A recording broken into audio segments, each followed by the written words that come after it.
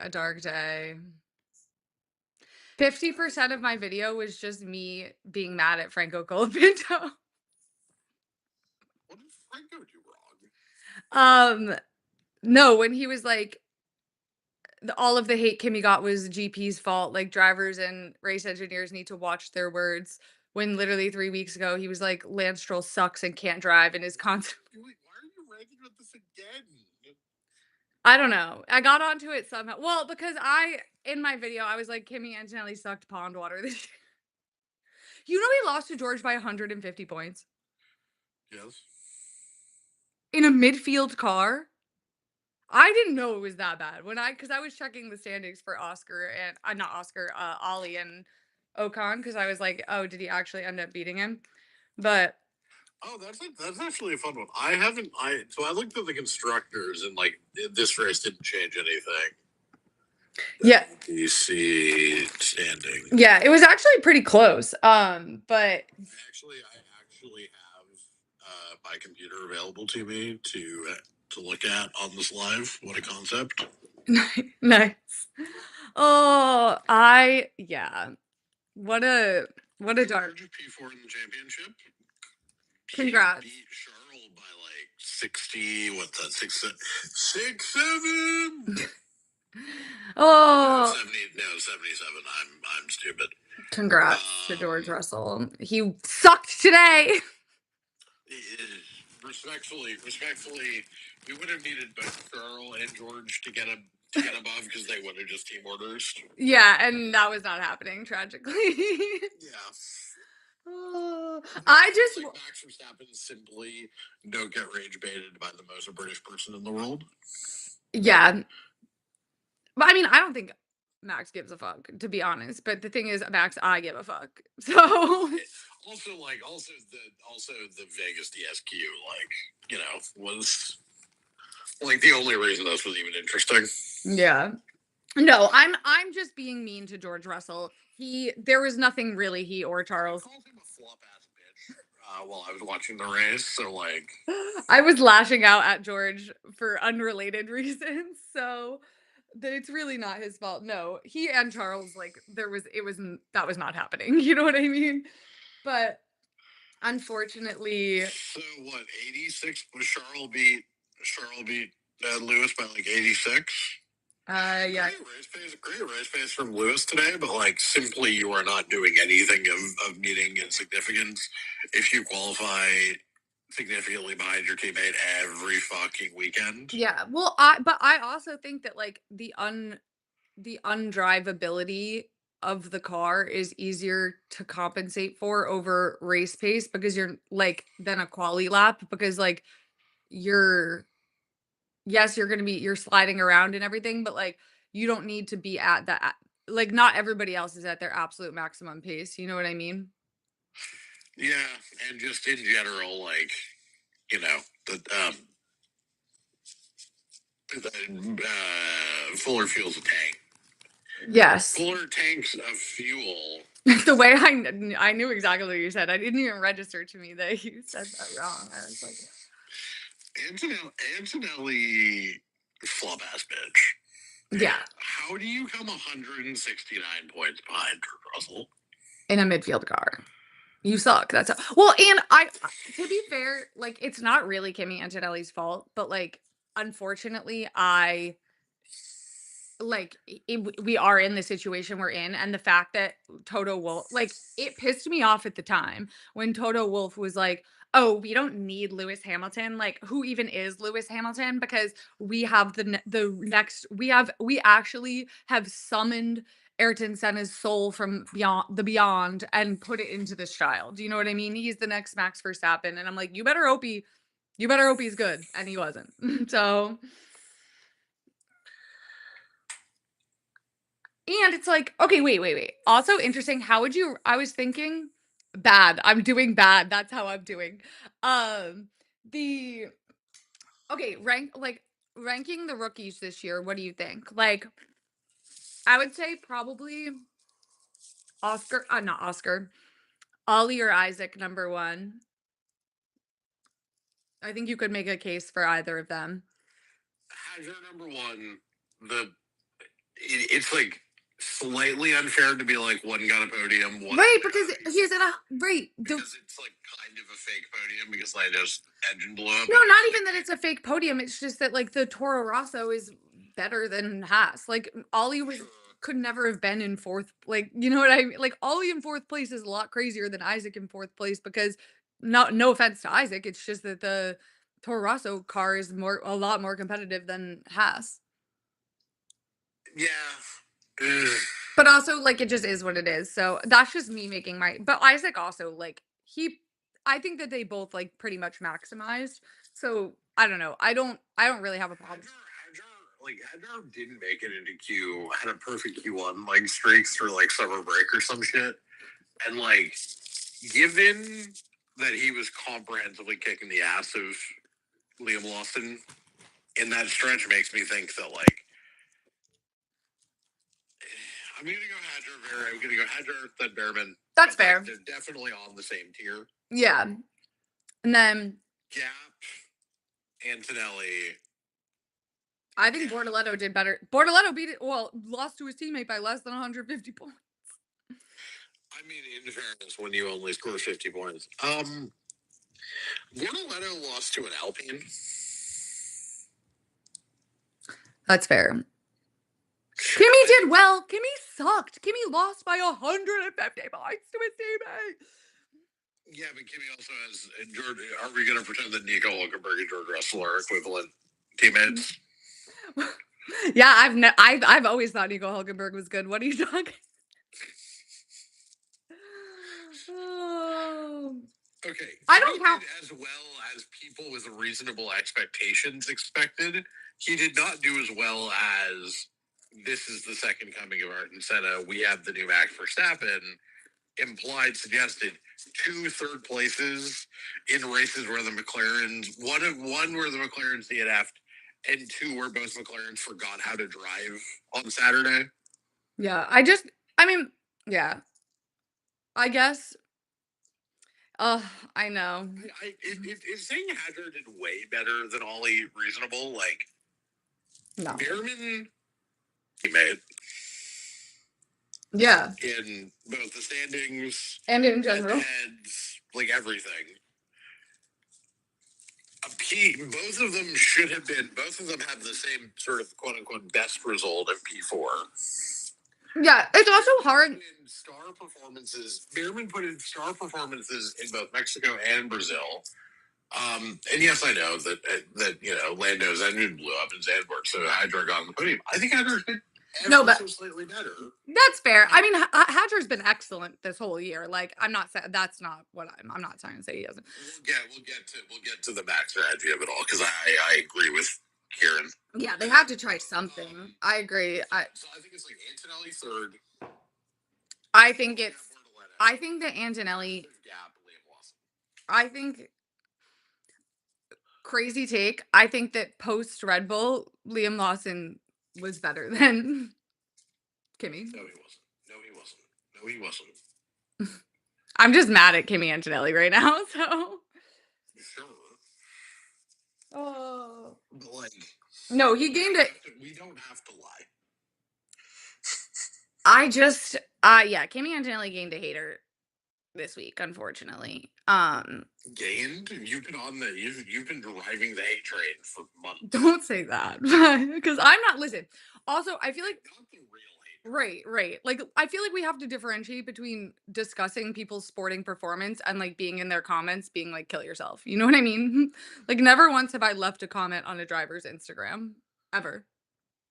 Which That's true. I don't think I've ever done that on an athlete. I don't comment on people's there's a no percent chance you're gonna read it. I comment you know what I do? This is actually so embarrassing and cringe to admit, but I comment positive things on Nico Rosberg's Instagram because so many people are mean that I feel like I need to like even it out. And so I'm like, look, so like, and I never know what to say because like, what the fuck? I don't know this guy. So I'm always like, great job. Like, heart. No one's gonna ever read the comment section. So like, why would I? No, the worst losers in the world are people who comment hate on like Instagram. Yeah, and, like, anything. I'm like, that yeah. I'm like, you're I feel the same way kind of about the people who harass the F1 admins. I'm like, this is just some 25-year-old with a job. Like, you guys, like, relax. This isn't John Elkin himself running this account. Like, please. Well, yeah, again, with the brand accounts, it's even worse because it's just like, do you No. think, does Team LH believe if you just call the Ferrari admin a slur enough times? Oh, it's not just Lewis fans. The Lickfosi are just as bad. I'll say that. Like, Okay, because Team LH, okay, this is just me being a hater because Team LH did this to the Mercedes admin last no, year. the Lickfosi are, I would say, honestly worse. Like, and because there are people that I like and respect that are like shitting on Ferrari underneath their posts, and I'm like, guys. I understand the frustration. I do. My favorite experience last year was going to the Mercedes replies whenever like Lewis would go ahead and like Q1 or Q2 and just reading the Team LH crashes. But it's also like, why are you acting like Toto Wolff is tweeting from this account? Right. No, we gotta get you gotta back in the factory. Get back in the factory and fix the fucking car. this person's like, I have a calm. This is a 23-year-old lesbian who is making better social content than anybody else. Put Right. some respect on this person's. I'm assuming. I'm assuming specific, but I don't hate it. No, that is so funny. To be clear, lesbian complimentary. Yes. The Lesbianism is important to the good social content. No, that cracked me up because it's like I'm imagining whoever that person is there, like sitting there with their comms degree and being like, "What the fuck do you want me to do about it?" It's just like the worst thing is, especially, and I don't mean this because I do mean this because Lewis fans are evil and despicable people, but like you have Lewis Hamilton on your team, so you know that tweet is just you're gonna get avalanche for that tweet by the crazies. By the crazy segment because it's the biggest fan base. Yeah. And it's just like the Lewis out in Q1 again tweet. Just gotta hit that one and mute it instantly. I always feel so bad when they have to. I like the same thing with like they do it in F1. It's like the quality results and stuff and the regular results, but also the first place I ever encountered this phenomenon was football teams and having to like put out an Instagram graphic. It's like when they lost like 1 billion to 4 and it or 3. No. That was just don't put the graphic in. Just don't. That's what I'm saying. I'm like, I kind of respect the commitment to putting the graphic out, but at the same time, I've always thought I've been like, just don't. Just do what I do when you take a massive L and just completely ghost. Yeah. Honestly, I would just tweet like on to Cincinnati. I don't give a fuck if you're playing Cincinnati next. Just on to Cincinnati. I got my my only acknowledgments. Okay, Max. I think Max fucked up this race. Not Max. I think Hannah Schmidt's fucked up this race. Well, once Piastri pit, Hannah Schmidt has he needed to pit. He needed to pit. Have the same tires as Oscar so that he couldn't attack, and then back this fucking puppy up, go full 2016 Lewis Hamilton. I don't think it would have helped, but like at least Charles could have gotten back in touching distance.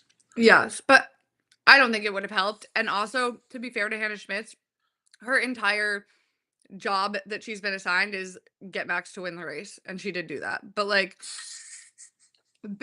I'm saying like big picture in the concept of like what it means to be a strategy person.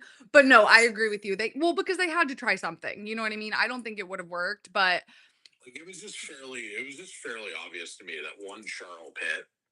Yeah. So okay, can we talk about the absolute disaster class of a comms? What was going on? Involved today? What was okay? Not my queen, Nico Rosberg, who is fantastic as always, but Nico was great for that. He was the only person who was not a flaming dumbass on this broadcast. Okay, Brundle being like, "What goes around comes around." Re McLaren team orders. I'm not even gonna get to that. I'm gonna get to Ted Kravitz acting like Oscar was gonna have to pit everybody, was gonna have to overtake a bunch of people because that was what he thought was gonna happen when it was supposed to be everybody one stopping. and then Lando, and then like Charles undercuts like two stops, and then Lando two stops, and then it's like no, Oscar just has a free pit stop. Well, no, literally it was a free pit stop because he already got overtaken by Max. Yeah. So like, no, what are you talking about? He doesn't have to put on his overtaking shoes. Brundle. That seems like a minor complaint to defend my boy Ted. Brundle was being a dumbass at various points. I mean, them just being like, I don't know, Yuki, like, Yuki, the Yuki, like, Yeah. the defense was, we're getting into, even before the defense, actually, it was, borderline unsporting behavior with the radio message about, to Yuki to hold up for Charles. Yeah. As if, and which is so crazy because like actively begging for a situation where they need to tell Lando or Oscar to fuck off. right, right. My thing is like about the Yuki of it all is like, okay, whatever, but you have that smoke only for Yuki because these people jerk off to team orders at night. Like they are the most team orders obsessed people in the entire world. If there's even a whiff of a situation that might require team orders, they're like team orders, team orders, team orders, team order. They're the fucking pelicans in Finding Nemo about team orders. And so now when Yuki might do team orders to help his championship contending teammate when he's out of it, which by the way is the one of the only situations where I am pro team orders. Also, I have rewatched that. There was no Seagulls. You're right. They were seagulls. Unsporting. There was no borderline unsporting for Checo. For Checo as a Lion 4 years ago. They were getting on their knees for Checo Perez. What incredible teamwork. Right. Right. You can get behind me. It makes me so mad. Although, simply, Yuki Tsunoda, how about have you contemplated being good? Hey. It's not nice. Listen, oh my God, no, I haven't seen the meme Checker reposted. But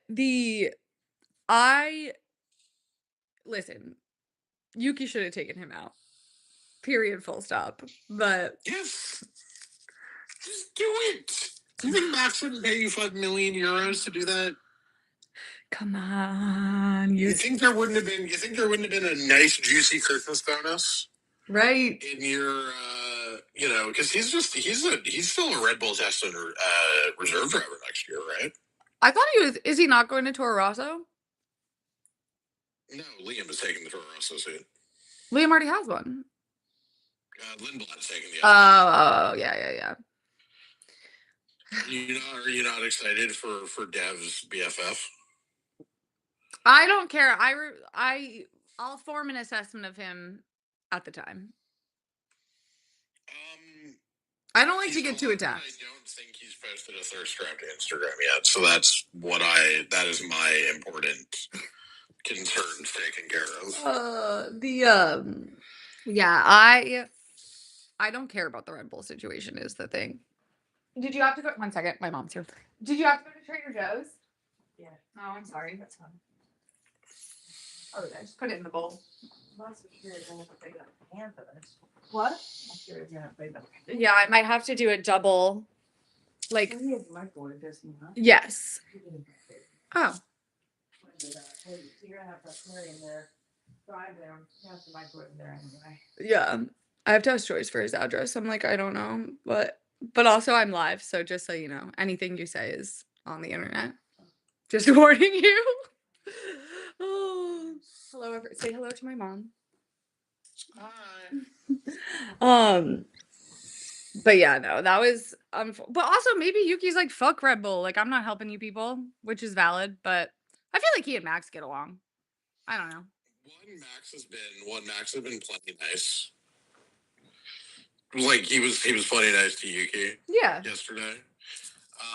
Two, Yuki did give a toe on the straight yesterday. Okay. Oh yeah, so he's willing to help. Yeah. Nice. That is taken care of. Great. Oh, Ugh. I get to watch all the football today. Yay! I'm excited. Are you excited about the Patriots having a bye week in the most important sports news of the week? we're going to the Super Bowl. Although I, you don't think so? I'm all in. I'm fully radicalized. The Yeah, it's almost like the only thing you need to be good in this fucking sport is a quarterback, and you have another one. No, I'm you so need a mad at you. coach. You need a coach. You need a good coach Yeah, too. true. I'm like, True. I want to. You would not be 11-2 or whatever the hell with fucking Gerard Mayo. My mother just audibly groaned from the other room. He I'm so sorry about my Patriots fandom. No, he was listen, that man was visibly lost on the sideline, visibly confused. Like,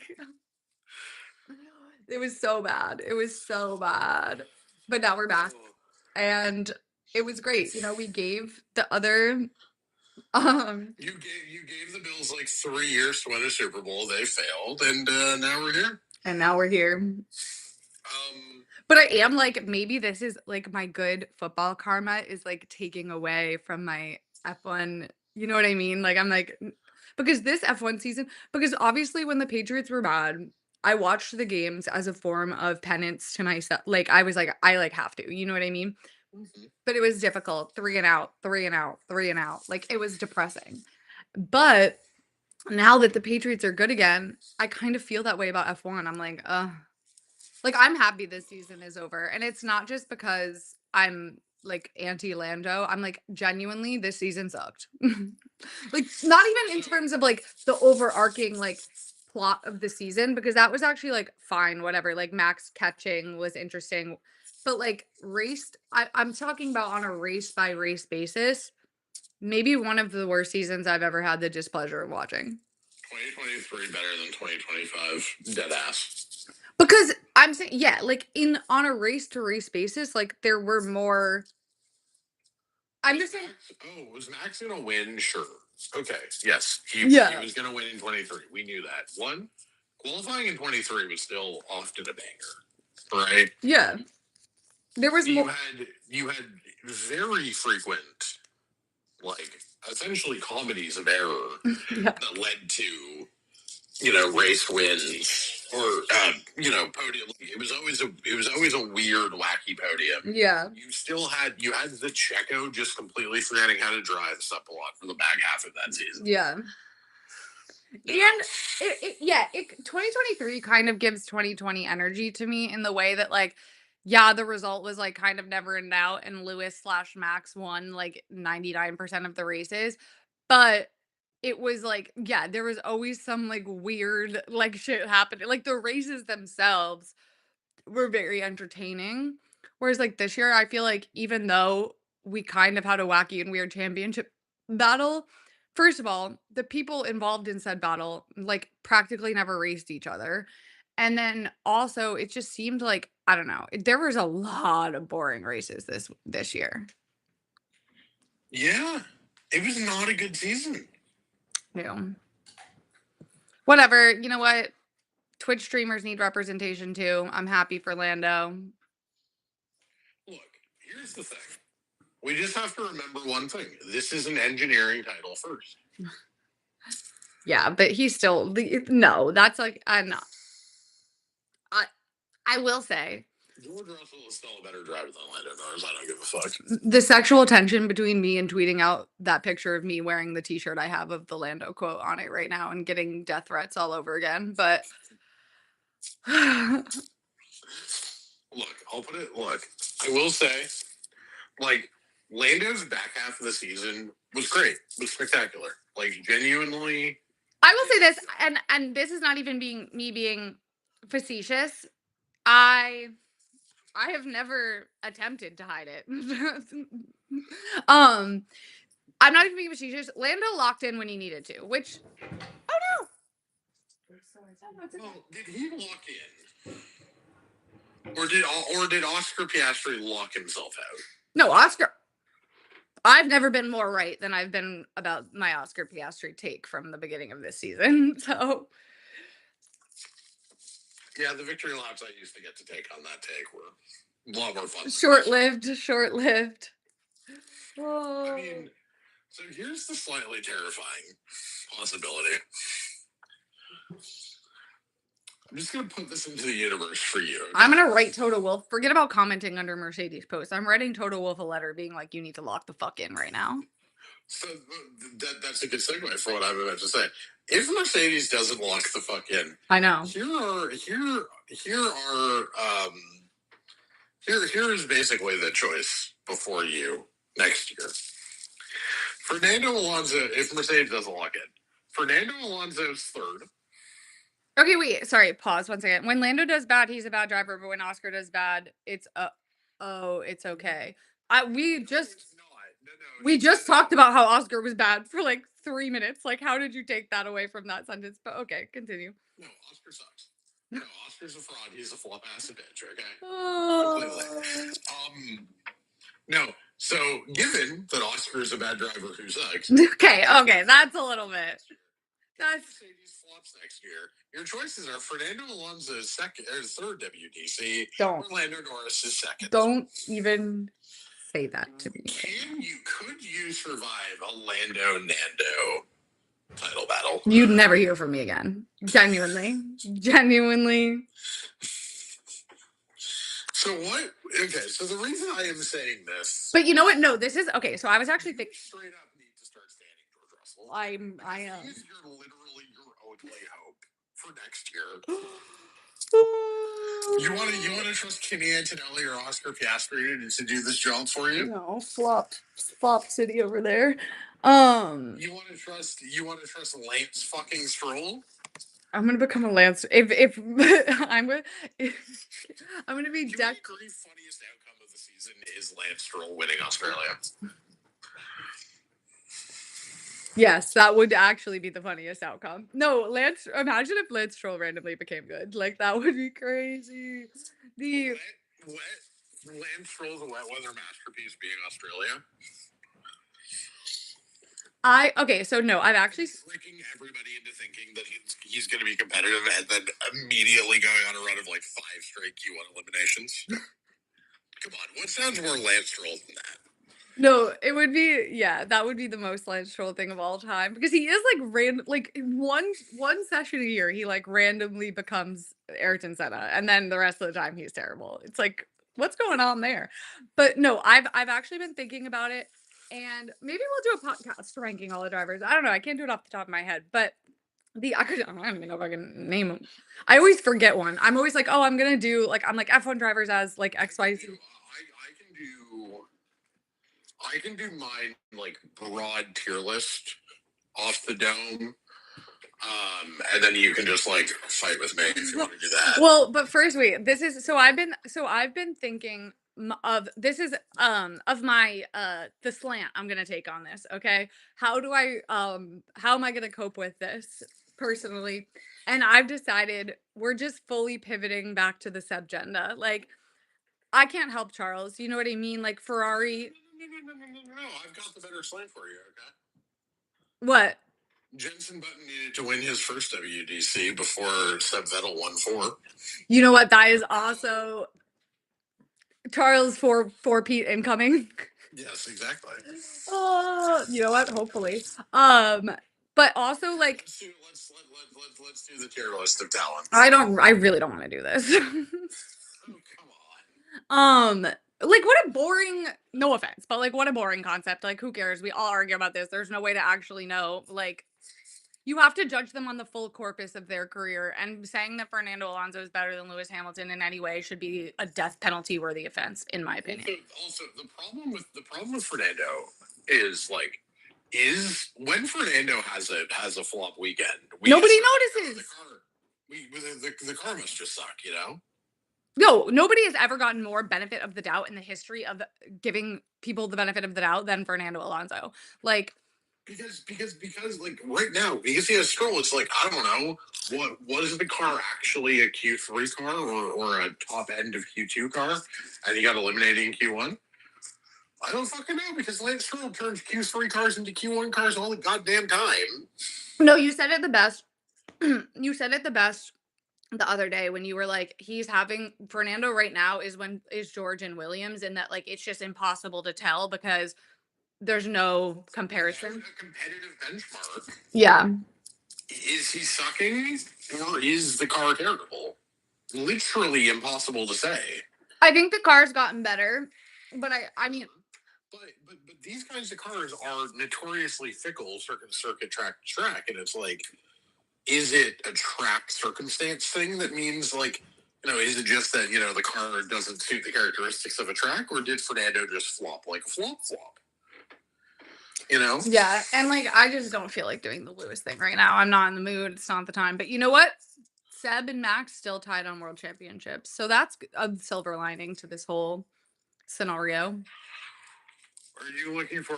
I mean, the absolute funniest thing is Max is like 20. Max is 28 years old.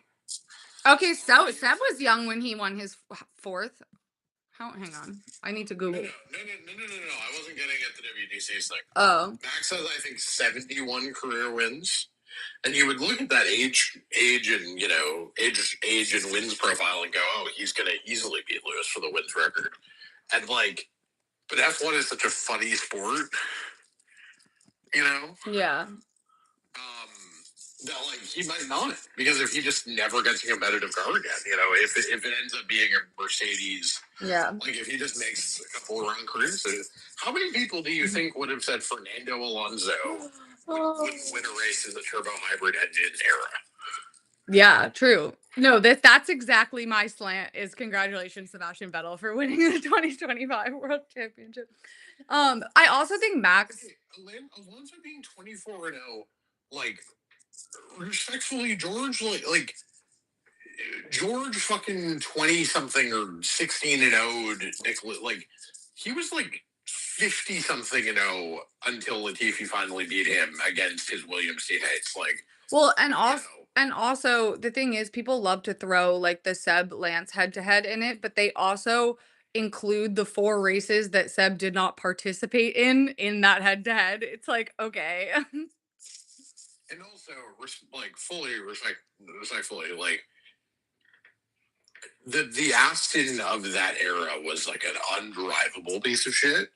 And two, like people do forget that like Lance Stroll was on the podium like In 2020.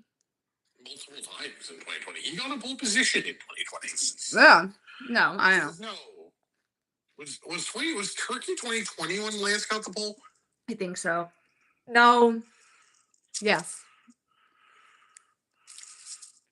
I'm sorry. If you think Carlos Sainz is better than George Russell, This is why I hate having these conversations because people are dumb. No offense to that person, but I'm sorry, what has Carlos Sainz done to make you think he is better than George Russell? Genuine question. what did the Williams head to head end up being? I actually think Carlos might have won at least the qualifying head to head but like Alex won the points. I know that. All right. Oh, okay. So he got beat by his teammate. Carlos Sainz, yes. That's all that needs to be said, in my personal opinion. The race. Okay, here we go. McLaren. No, we won't. Charles only had 2 years in a Ferrari. 2 going head to head with him. The only year that he was even remotely close to him was 2021, his first year in the team, and 3. He still like Carlos sucks. I don't think he sucks. I think he's a good driver, but not in a top 4 tier list. Yes. Yeah. Yeah. Oh, wow. Yeah. Carlos kicked his ass in qualifying, but Alex won. So. Well, okay. Like Carlos's car just kept breaking down early in the season. Williams is a really funny one because like they kind of just like they really just held on to P5 in the constructors through two genuinely great Carlos performances late in the season. Like they basically were nowhere from like mid-season on, except the two times they got on the podium. Okay, it's so funny because people are like, "Oh, Carlos is great because he went toe-to-toe with Leclerc." Meanwhile, he got his ass whipped 2 out of the 3 times and still lost the 3rd. Meanwhile, Seb lost by 11 points in 2019 and, like, he got beat worse in 2020, but it still wasn't the gap that now, to be fair, they were further down the field. But, like and people are like, "Oh, Seb got killed by" it's just interesting, the narrative that people like to spin when certain people lose versus others, but no, Carlos did well. Carlos Sainz lost to Charles Leclerc 3 out of 4 years, and the only year he didn't, he comfortably lost both qualifying and race head to head. He just won because they didn't change Charles's gearbox in Monaco. Yeah. No, I think Carlos. Oh wow, I did get you to agree that it was the gearbox. Wow. Oh, I forgot. I'm trying to trigger you with that. Whatever. I whatever. Fuck all of them except for Seb. Charles, this is your fault. I don't know what. This is not at worst almost as good because here's the thing: all of these people are pretty fucking close. That's like kind of the whole thing about this. But like, you're really picking, you're having to dissect very small gaps here. I'm over it. Carlos Sainz is not better than George Russell. I'm really sorry to whoever has convinced you of that fact. It's not true. It is simply not true. No, I'm becoming. Carlos Sainz have both had 4 seasons in top teams in F1. George has. No, I'm not. 5. Yeah, George has more wins than Carlos. I'm not. This is why I hate this conversation. It's stupid enough. Whatever. Sorry. Also, I'm not actually putting the blame on Charles. Well, I am a little bit. Like, your psychosexual obsession with Ferrari is the reason, and inability to see the forest through the trees is the reason we're here. And also, I think he has learned his lesson, but he did to Seb what Carlos did to him, and Lewis is the only one to break that cycle. And, like, again, I don't really blame because Seb did it to Kimmy. You know what I mean? Like, it's all, like, they all do it. And, like, but at a certain point, like, I've always said this about Lewis, like, and the fastest car conversation. It's like choosing a team and being able to navigate like the political side of Formula One and like get yourself in the best position is part of it. And if he goes down with the ship, that's on him. For sure, it's on him. But also, I don't think it was me lashing out to be like it's his fault now because I actually think it was smart to stay this last go around because A, there was nowhere really great to jump, and B, I think it's the only criticism is that he signed a 3+2. It should have been a 2+2. Yeah. And I think that although apparently he's just gonna fuck his contract and leave for 27 anyways, apparently. So maybe the 3+2 yeah. 3+2 isn't correct. They maybe I think it's smarter to jump after the shift. You know what I mean? So because it's just less of a gamble. But so and also like I don't think the only team who you could think would plausibly be the like do the Lewis 2012, which is like go leave the quote unquote year early. Yeah. Right? The only team who that would have made sense for would have been Mercedes, again, hilariously. But Lewis was leaving to come to you. Right. And presumably that was being communicated to him.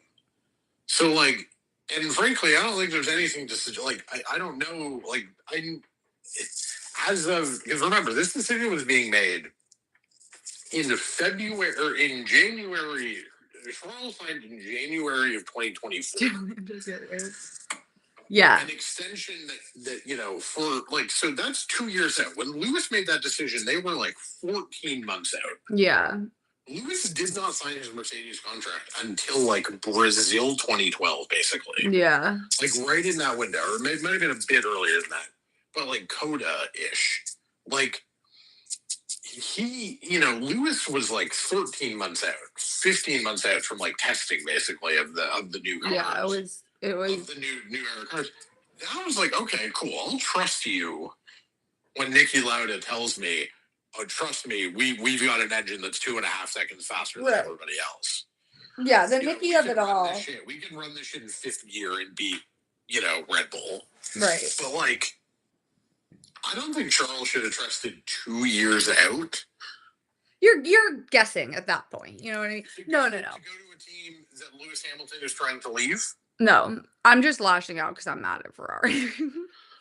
No, of course. The thing is that the last 2 years, I don't think they could have gone any better for the Charles leaving agenda. Yeah, Which is to say that 24 got him what he wanted, which was Monaco and Monza. Monaco for the first time with Ferrari, and then a second Monza. And frankly, let's be real, a Monza that is less emotionally complicated. yeah. I know Antoine died the week of Spa. Yeah. Like, you can't tell me that, like, Charles was No, like, it's super, like I've always said, super. like it's so. I mean, it's wonderful that he got that win, and it like he dedicated it to like that's so sweet. But also, I just think of like him as a person. It's like this is such a huge moment for you, and it's like tinged with sadness. You know what I mean? Yeah, like he needed a second Monza as a Ferrari driver that is His. less complicated. Yeah, exactly. Yeah, that is less intertwined with all of it, and like you get so close to a WCC, The and lighting like is so you bad. can feel it, and then it, and then this year just all comes away. I think honestly he needed this process to ever get to a point where he could contemplate leaving. Yes. I also think and I also think like seeing the I don't even think it's really about what Ferrari's performance ended up being. I think it's about the way the development has played out for the last specifically 3 years, where they've really just been like they're trying to Truman show us, and it's just like very obvious. You know what I mean? So when they're doing the thing where they're like they bring upgrades, they suck. They're like, no, the car is actually amazing. You know what I mean? Like, no, I mean obviously Charles isn't gonna. I think Charles is playing it smart, realistically, but I also want to take Fred and dunk it in the harbor. Well, I also think that Charles needed Lewis. He needed somebody at a stage in their career where they did not have the incentives that Charles had in 2019-20 or that Seb had when he came to the team. I think you needed somebody like that who could basically be like, this is not how we did this at Mercedes. And then have when I was winning championships. Right, and then also have them be like, shut the fuck up, Lewis, you don't know anything. You know what I mean? Like they're not listening to him because they don't listen to anybody. Right. And no, and I made my like what was the video even about? I don't remember, but it was like, oh, like the Ross Brawn, Michael Schumacher like takeover. And I'm like, they were like, oh, but like people were like, the driver feedback is really important. And I'm like, right, but they don't listen to you can't do it. It doesn't matter how good your driver feedback is if they refuse to if anytime you're like, hey, like we need to do this or we need to change this about the car, they're like, shut up, you whiny little bitch. You know what I mean? Yeah, exactly. Like there's no coherence to Ferrari, because for there to be coherence to Ferrari would require them to have a coherent understanding of what, or to have a oh my god, wait, understanding of who and what is important, and that to be the drivers being more important than the team, than the institution, than the cult of Ferrari. Right. My live visibility has been restricted for harassment and bullying. Guys, we're so back. This hasn't happened in like 2.5 years. That's how you know I'm out of my flop era, is I'm being reported for bullying again. I don't know who we're bullying. Ferrari as a concept, maybe. Sir John Elkin. John Elkin in the comments just reporting me over and over and over again. Well, I mean, better John Elkin being your new hater than Paul DeResta's per account. Stop! Don't even say those three names together because literally it would be like anytime I even like spoke. To be fair, I was bullying him, but he was also he was bullying Sebastian Vettel, so I was just returning it in kind. No, yeah, no, I used to be like literally every single live I would get be like, "You're banned from going live. You're banned from going live." I'm like, I'm not doing anything. Oh, but yes, no. Remember when you got banned for going live in the Vegas live for being a homophobe to me? Yes, I do remember that. My favorite one was when I was reported for sex trafficking. What? Sexual exploitation. It was the same. It was me sitting on my couch as every single one of my lives always is. Like I was Can I say something? And is this a trust tree? sure. Can your mom hear you? Trust me. My mom can't hear me, but it's fine. Trust me. Was it just that you were sitting? Was it that you were doing one of those where you're just sitting in a sports bra? No, I was like, it was, Okay. it was not. It was not even that, and also I never do that anymore after the one incident where I was wearing it wasn't even a sports bra, it was like a, like, athletic tank top, you know what I mean? And I got 900 comments about my boobs, and I was like, "Never again am I doing that." But it's actually maybe I should once in a while just to, like, clear out the weirdos because sometimes I'm like, I actually like it when people leave comments like that because then I can block you, you know, you've identified yourself, you know what I mean? Oh yeah, no, I do that with Twitter sometimes. I'm just like sometimes I'll just like um I go through other people's comments now. My block list has got to be thousands of people long because like I go through other people's comment sections and I'm like block, block, block, block, block. every so often I will just say something mean about Justin Trudeau to like prune the true Trudeau lovers. Yeah, you have to make sure you're being vigilant that none of them are slipping through the cracks. The funny thing is, some of the people who I know had like unfollowed and or blocked me. Have refollowed. Oh yeah, resubscribe to the website. It's so fun. That is the like highest compliment that you could possibly receive. Like you were, to be right in such a manner.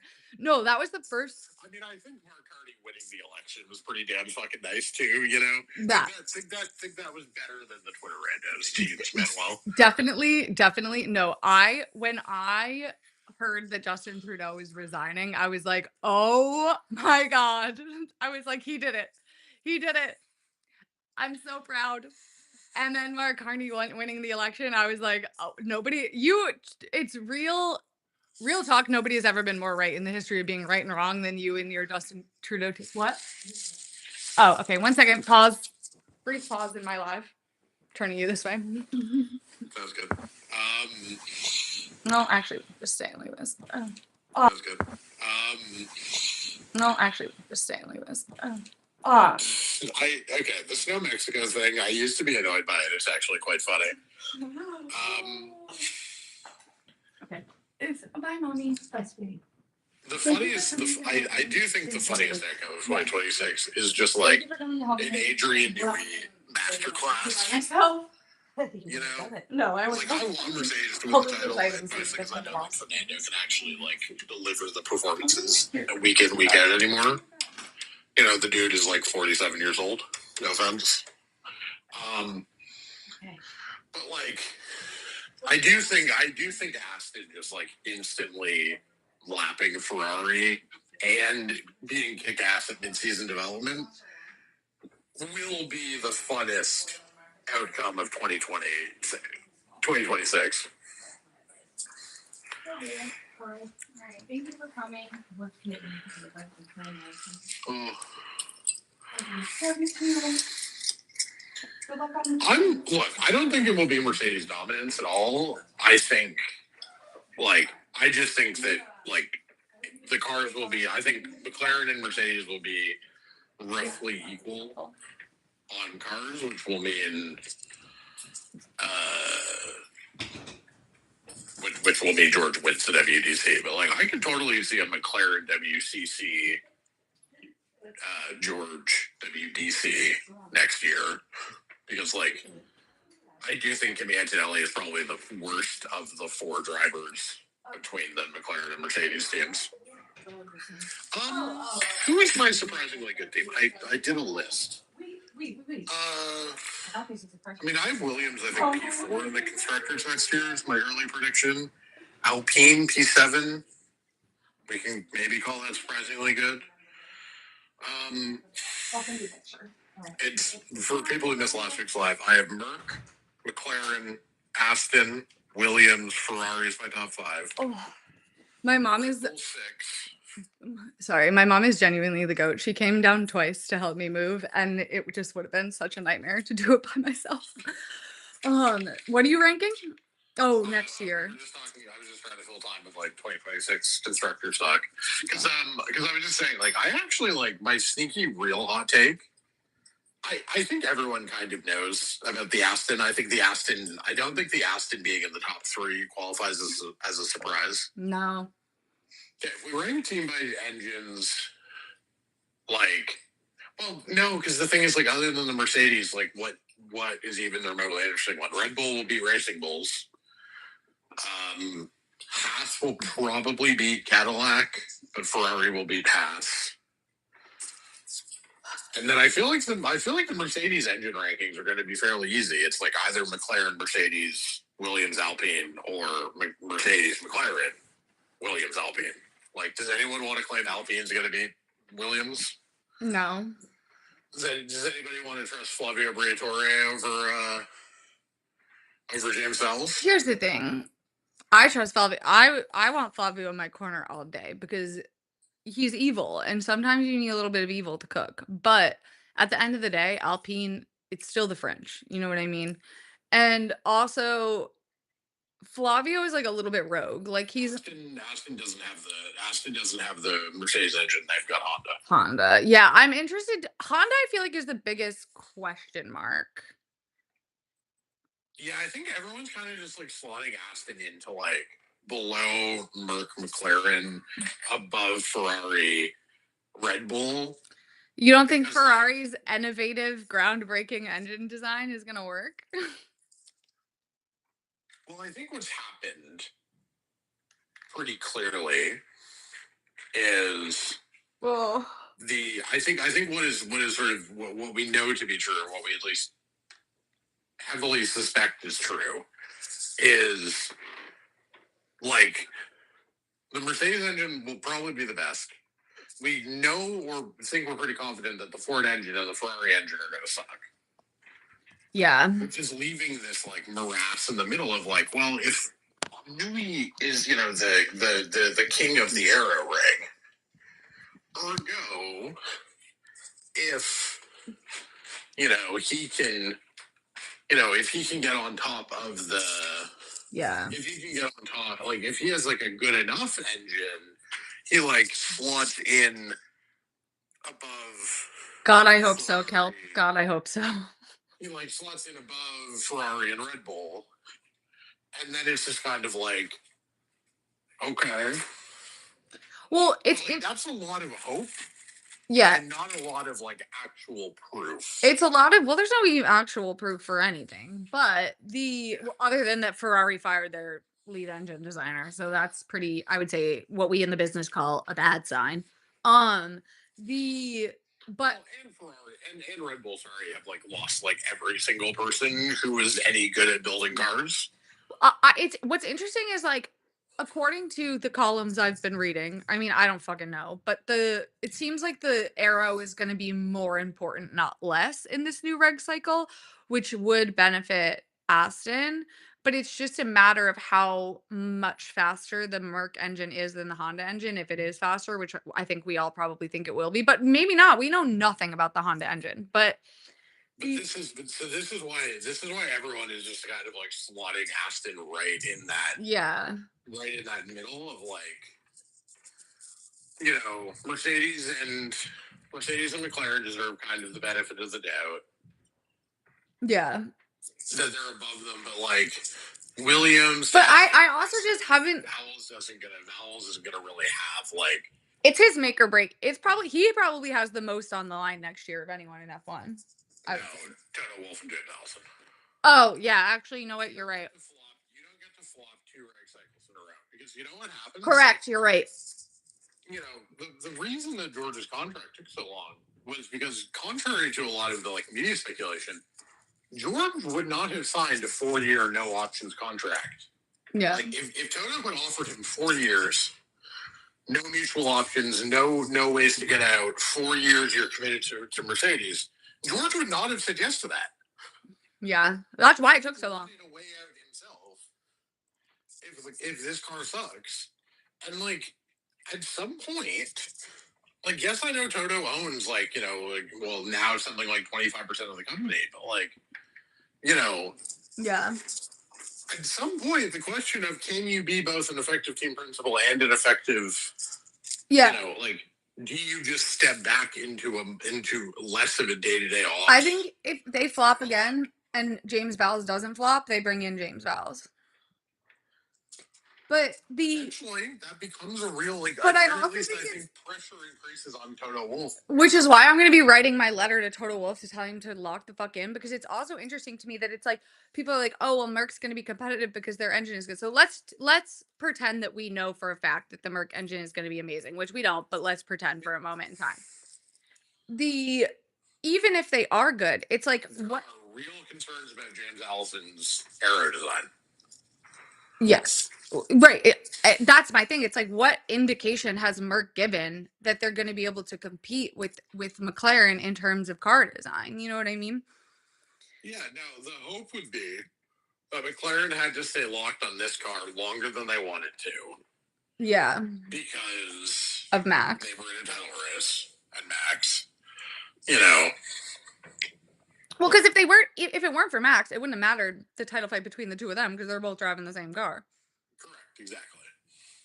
Shout out Max Verstappen, but I think you can make a case potentially, plausibility at least to me, that Lando, the Red Bull absolutely going to put themselves in a position or that McLaren have put themselves in a position where they are slightly on the back foot in terms of 26 development. I'm not saying that we know that by any means. And again, I expect McLaren to be very competitive next season. I think both Lando and Oscar will win Well, but that's not true. That's full of races. That's only true post Andrea Stella in terms of them having a good record on car design. McLaren was flopping like a fish before Andrea Stella took over. And it's also the case that getting one reg cycle, it tends to be that if you stumble on not stumble's the wrong word, but if you hit the sort of concept jackpot, yeah, everything flows really easy, and if you don't, you can't. And the thing is that respectfully, the conversation 4 years ago, other than Abu Dhabi 20, other than the Michael Massey and deep unfairness of all of it, was, well, James Allison's gonna cook up some car because James Allison had just won 8 straight constructors or whatever nonsense. Yeah. And it was it's become like an F1 Twitter copy paste at this point, Yeah, the zero side pod concept. Zero side pods locking in an aero advantage for an entire generation. I will say, speaking of people being catastrophically wrong, one of the worst takes I've ever had is when Oscar went to McLaren. I was like, why would anyone want to drive for McLaren over Alpine? They suck so bad. They're the bad take there. Oops. Well, the other thing, so the funny thing about that take is that, yes, it turned out to be wrong. 2, once we found out the full details of that, it was never a choice between those two things. Yeah, to be fair, that was right when the news broke that I had that take, but no, because the people hate this. People love to miss to ignore what we have learned about that history. What happened was very simple. Okay, Oscar did not have a contract to drive for Alpine. Yeah. He then signs a contract with McLaren to drive with them in May. Yeah. Seb announces that he's retiring in July, very end of July. Fernando announces that he is going to Aston. When nobody would answer what's his face's calls, that was Otmar. That was one of the funnier history. And Fernando Alonso posted that Instagram story when Otmar was like, Fernando Alonso isn't answering my calls, and they put out that quote, and like 3 hours later, Fernando Alonso posted an Instagram story on a yacht. That was pretty iconic. Even as a hater, I must admit, iconic. But like, what very obviously happened was like the thing about that story is that like Oscar didn't have any options. There was never like he didn't have contracts on the table at the same time for most of these people. Yeah, no, Alpine was gonna like that was completely mismanaged by Alpine because Alpine didn't give him a contract. yeah, no, they were gonna like Give him a race seat, and then they were surprised by the fact that he took the available race seat right. when McLaren came to him. Yeah, no, because what happened was is Otmar wanted they were trying to like crowbar in the best of both worlds, and they ended up getting neither of them, which there's a lesson in there somewhere. But because they didn't want to fire Fernando, so they were like, "We'll let you stay for one more year, and then we're gonna put Oscar in, and we're gonna send Oscar to like fucking Williams or something." And then, and then But they didn't manage Mark Webber well enough. no, In the sense that, like, if you have this plan, you need to communicate this plan yeah, so that he does not start calling other people and that he doesn't take a call from Zach Brown. well, I think that and even if sign a contract. but I also think maybe they did communicate that plan, but and Lars or Leeser's right in that like you like what are you gonna do? You know what I mean? Like because he could have been the Felipe Drugovich of Alpine. Like just because they're like, oh yeah, we're gonna put him in next year, don't worry. Like that means nothing. You know what I mean? Yeah, you would need a signed Like an contract. but You no need a signed contract and the Williams like loan agreement right. But also I first. listen, I don't know anything about contract law, but visually from the outside looking in, these contracts appear to mean basically nothing. Well, because they are payment for they are agreement for payment. Right. Like this is why like you can fire coaches in like the NBA. And you just have to Like pay them out. signing a 5-year contract in the NFL or whatever. You know, signing a 5-year contract does not mean that you are owed the right Yeah, to play. to coach for 5 years. No, your ass can be fired. Yeah, they just have to pay you. Yeah, sure. And like if that's the choice you want to make, you know, you can pay 12 coaches at the same time. Technically, you can fire them every 12. Every 12. Do the coaches count toward the cost cap in the NFL? No. Yeah, I didn't think so. They interestingly, I would wonder Toto Wolff should not be getting paid from Mercedes. Because yes, his deal can be under because like the top two paid employees like don't count toward the cost cap. But you can that's another person that you could be paying if you're first of all, you're a billionaire. Second of all, you own this fucking company, right? So like you're gonna make more money from them doing well than you will from like whatever like couple $1 million that they're paying him. You know what I mean? Oh, top three employees. Um and so like if Toto is taking a salary, he's done on the record. The yes, the contract, but the thing is, a driver can choose to unilaterally not drive for a team. Yeah, they can't make you drive. But the non-compete, yeah, like it just turns into a non-compete at that point. But they always wiggle their way out of it because the other team's usually willing to give them they're willing to give them money, and so they're like, okay, like you would have to be really petty. They're willing to literally to buy the contract. Yeah, exactly.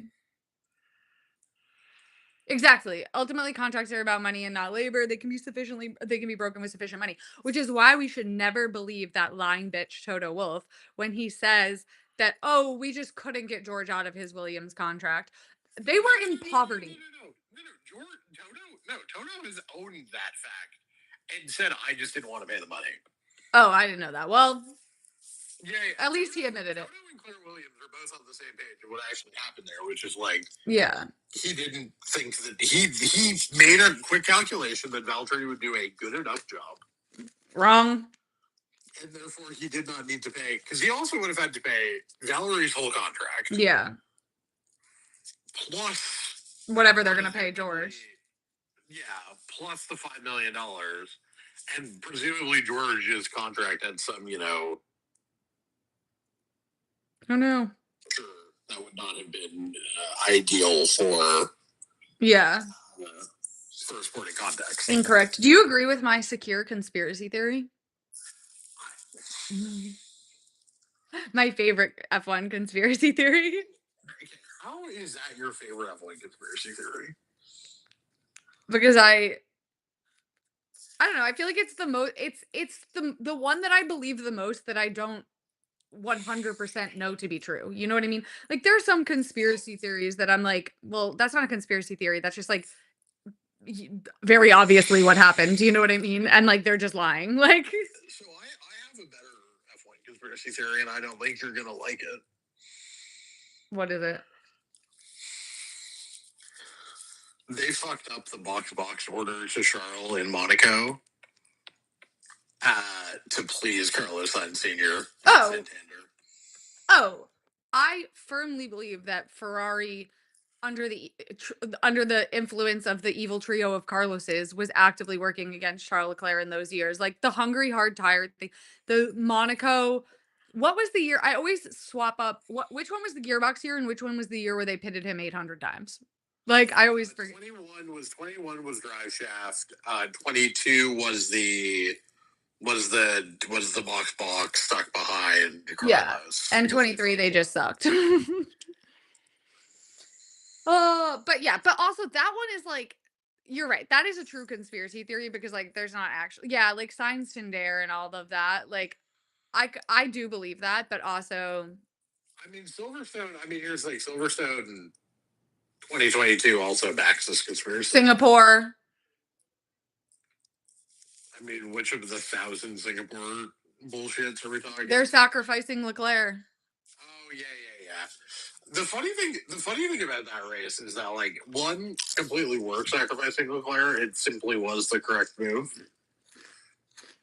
Like, because it fucked. If George, if he doesn't get George at the start, George is like Signs never. George would have been able to gap to Lando so that when he pit under the VSC, he would Signs wouldn't have been able to play the DRS game. It was the strategically correct decision, but in concert with everything else, prison. So the really bad thing about Monaco 23 was that it was immediately obvious to me from the second that race started that the correct strategy was hard into a medium. Yeah. Which is what Mercedes did and would have gotten George on the podium if he did not forget how to drive coming out of one of the corners. Because what it really was that it was hard into a wet tire. Well, no, because if George had theoretically gotten past Carlos, if he didn't have to get through Lando, he would have gone through Carlos, and then he wouldn't have been pushing as hard, and he wouldn't have binned it. I will say $500 on George bidding it. I'm still mad about that race.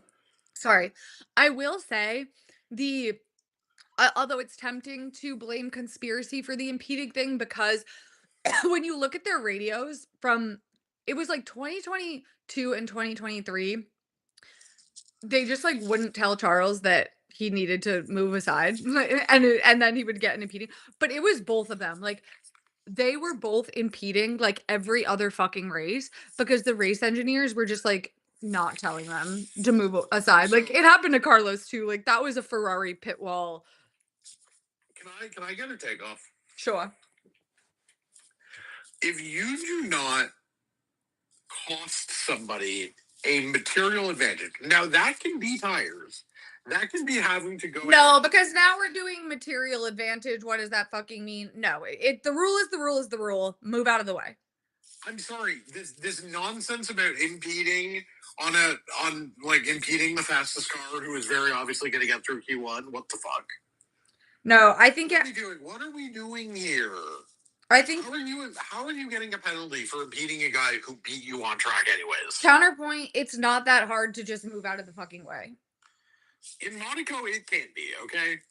Well, but they do. I think they do a good job of like making exceptions when it is like literally they were physically unable to move out of the way, which I agree with.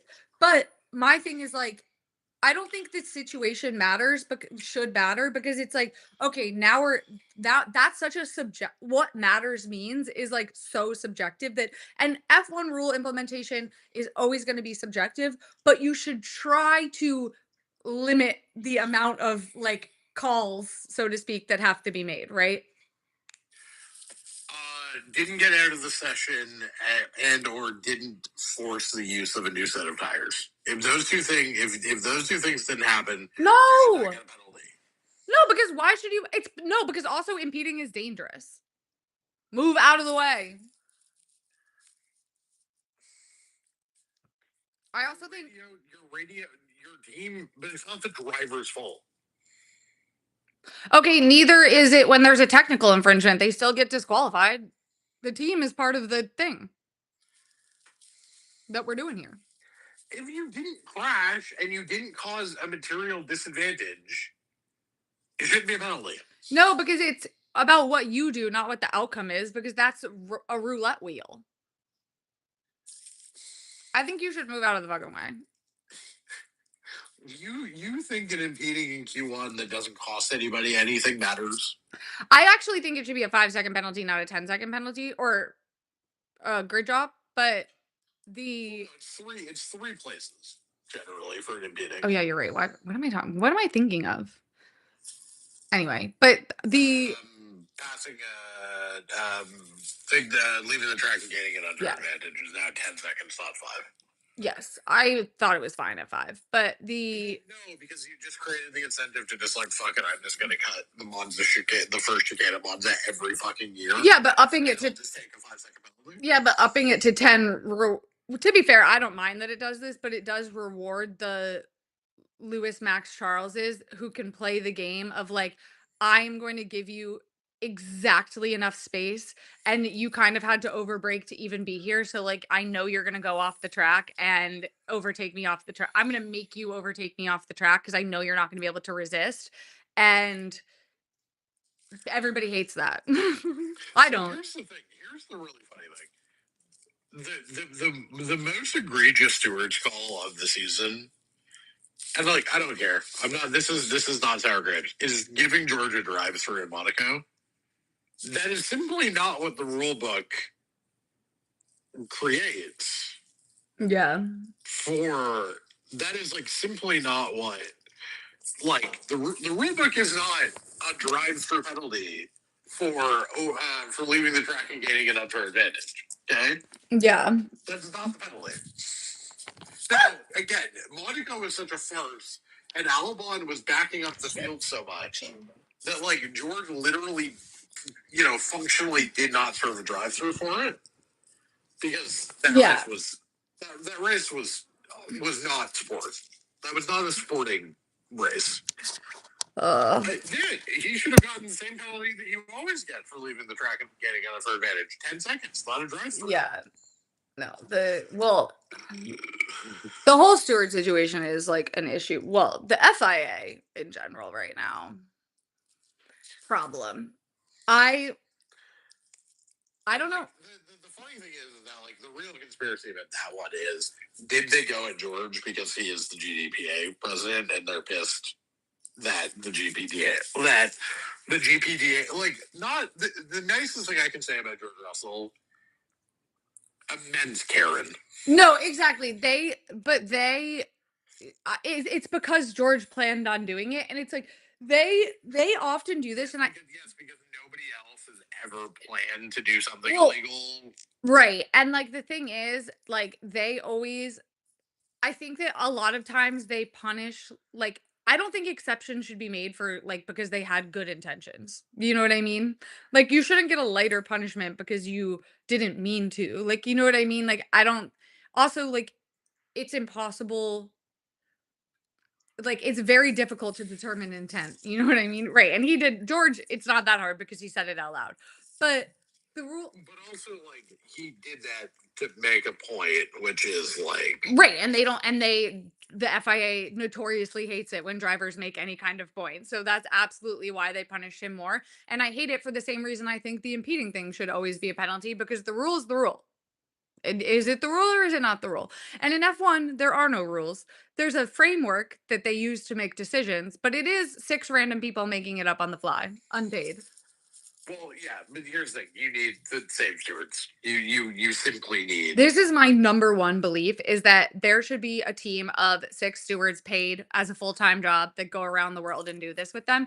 And the craziest part is that Mohammed Ben Sulayem, literally the reason he gave as to why he's like, it's just too much, it's too exhausting for six people to do that. So it's not too exhausting for the drivers to go around and drive 2,800 times a year. But it would be too exhausting for six random men to well, it shouldn't be, but six random men to sit in a air-conditioned room. Yes.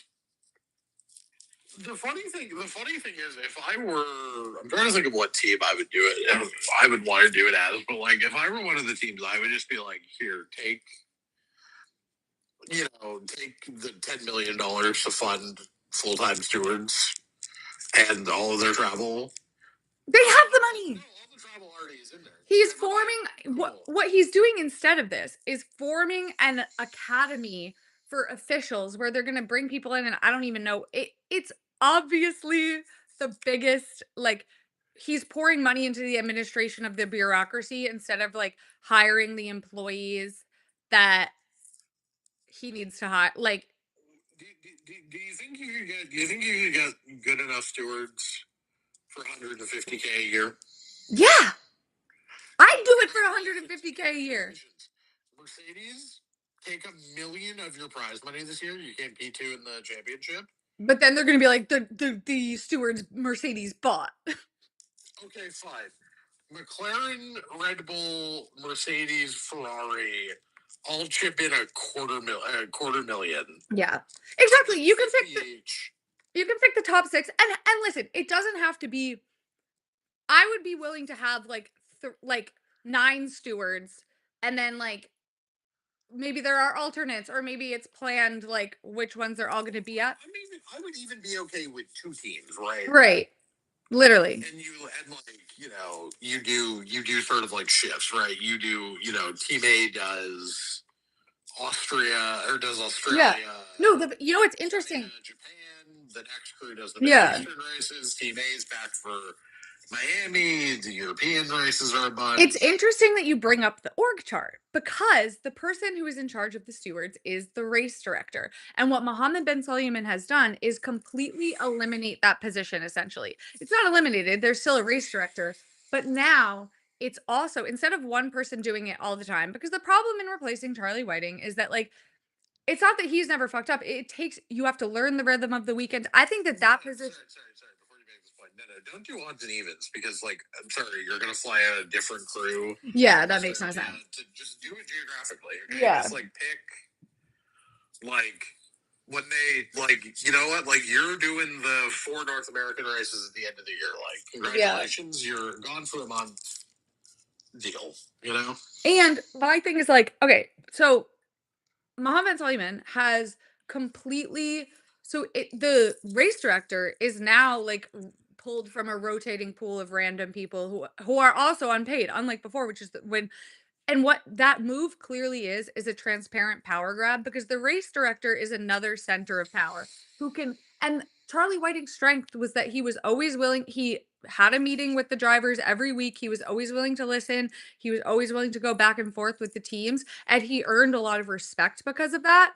But Mohammed Ben Sulayem has essentially wiped out any ability for a new race director to establish themselves and do well by putting a new person in every week because he wants it to be him because he's like yeah and he's doing all and the reason he gives for doing all of this is that he wants to because there's a lot of harassment and abuse aimed at marshals and stewards and the race director sound familiar So the not to invoke your boy Sid Vettel unnecessarily to win an argument, although I know I will always win an argument by doing that.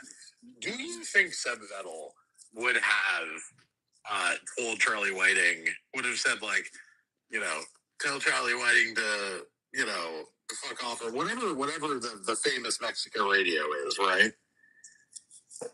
Um, do you think he would have done that if he thought that Charlie Whiting was gonna like take that seriously enough and like just like let a petty vendetta?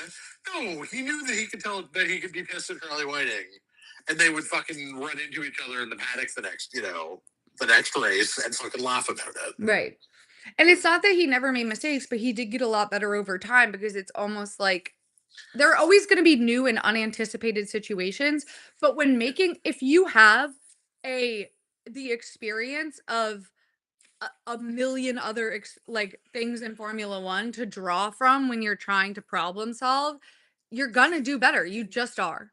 You can figure out like, okay, well, we penalize X, X infraction is a Y penalty, Yeah. and Z infraction is a penalty. So this thing is kind of like halfway house between. Right. Okay, we'll do that. And right. It's almost like doing something repeatedly makes you get better at it. Crazy. No, it's so funny. MBS made it a potential sporting penalty to hurt his feelings by saying true things. The funniest part of that, which is not, it's not funny, but like it is. It's bad, but it's funny, is that he is using to talk about criticism of himself. This is not people on the internet, by the way, that are like actually sending him fucked up shit or um like death threats or anything like that. No, no, no, no. This is drivers saying, why did we fire the race director 2 days before a race?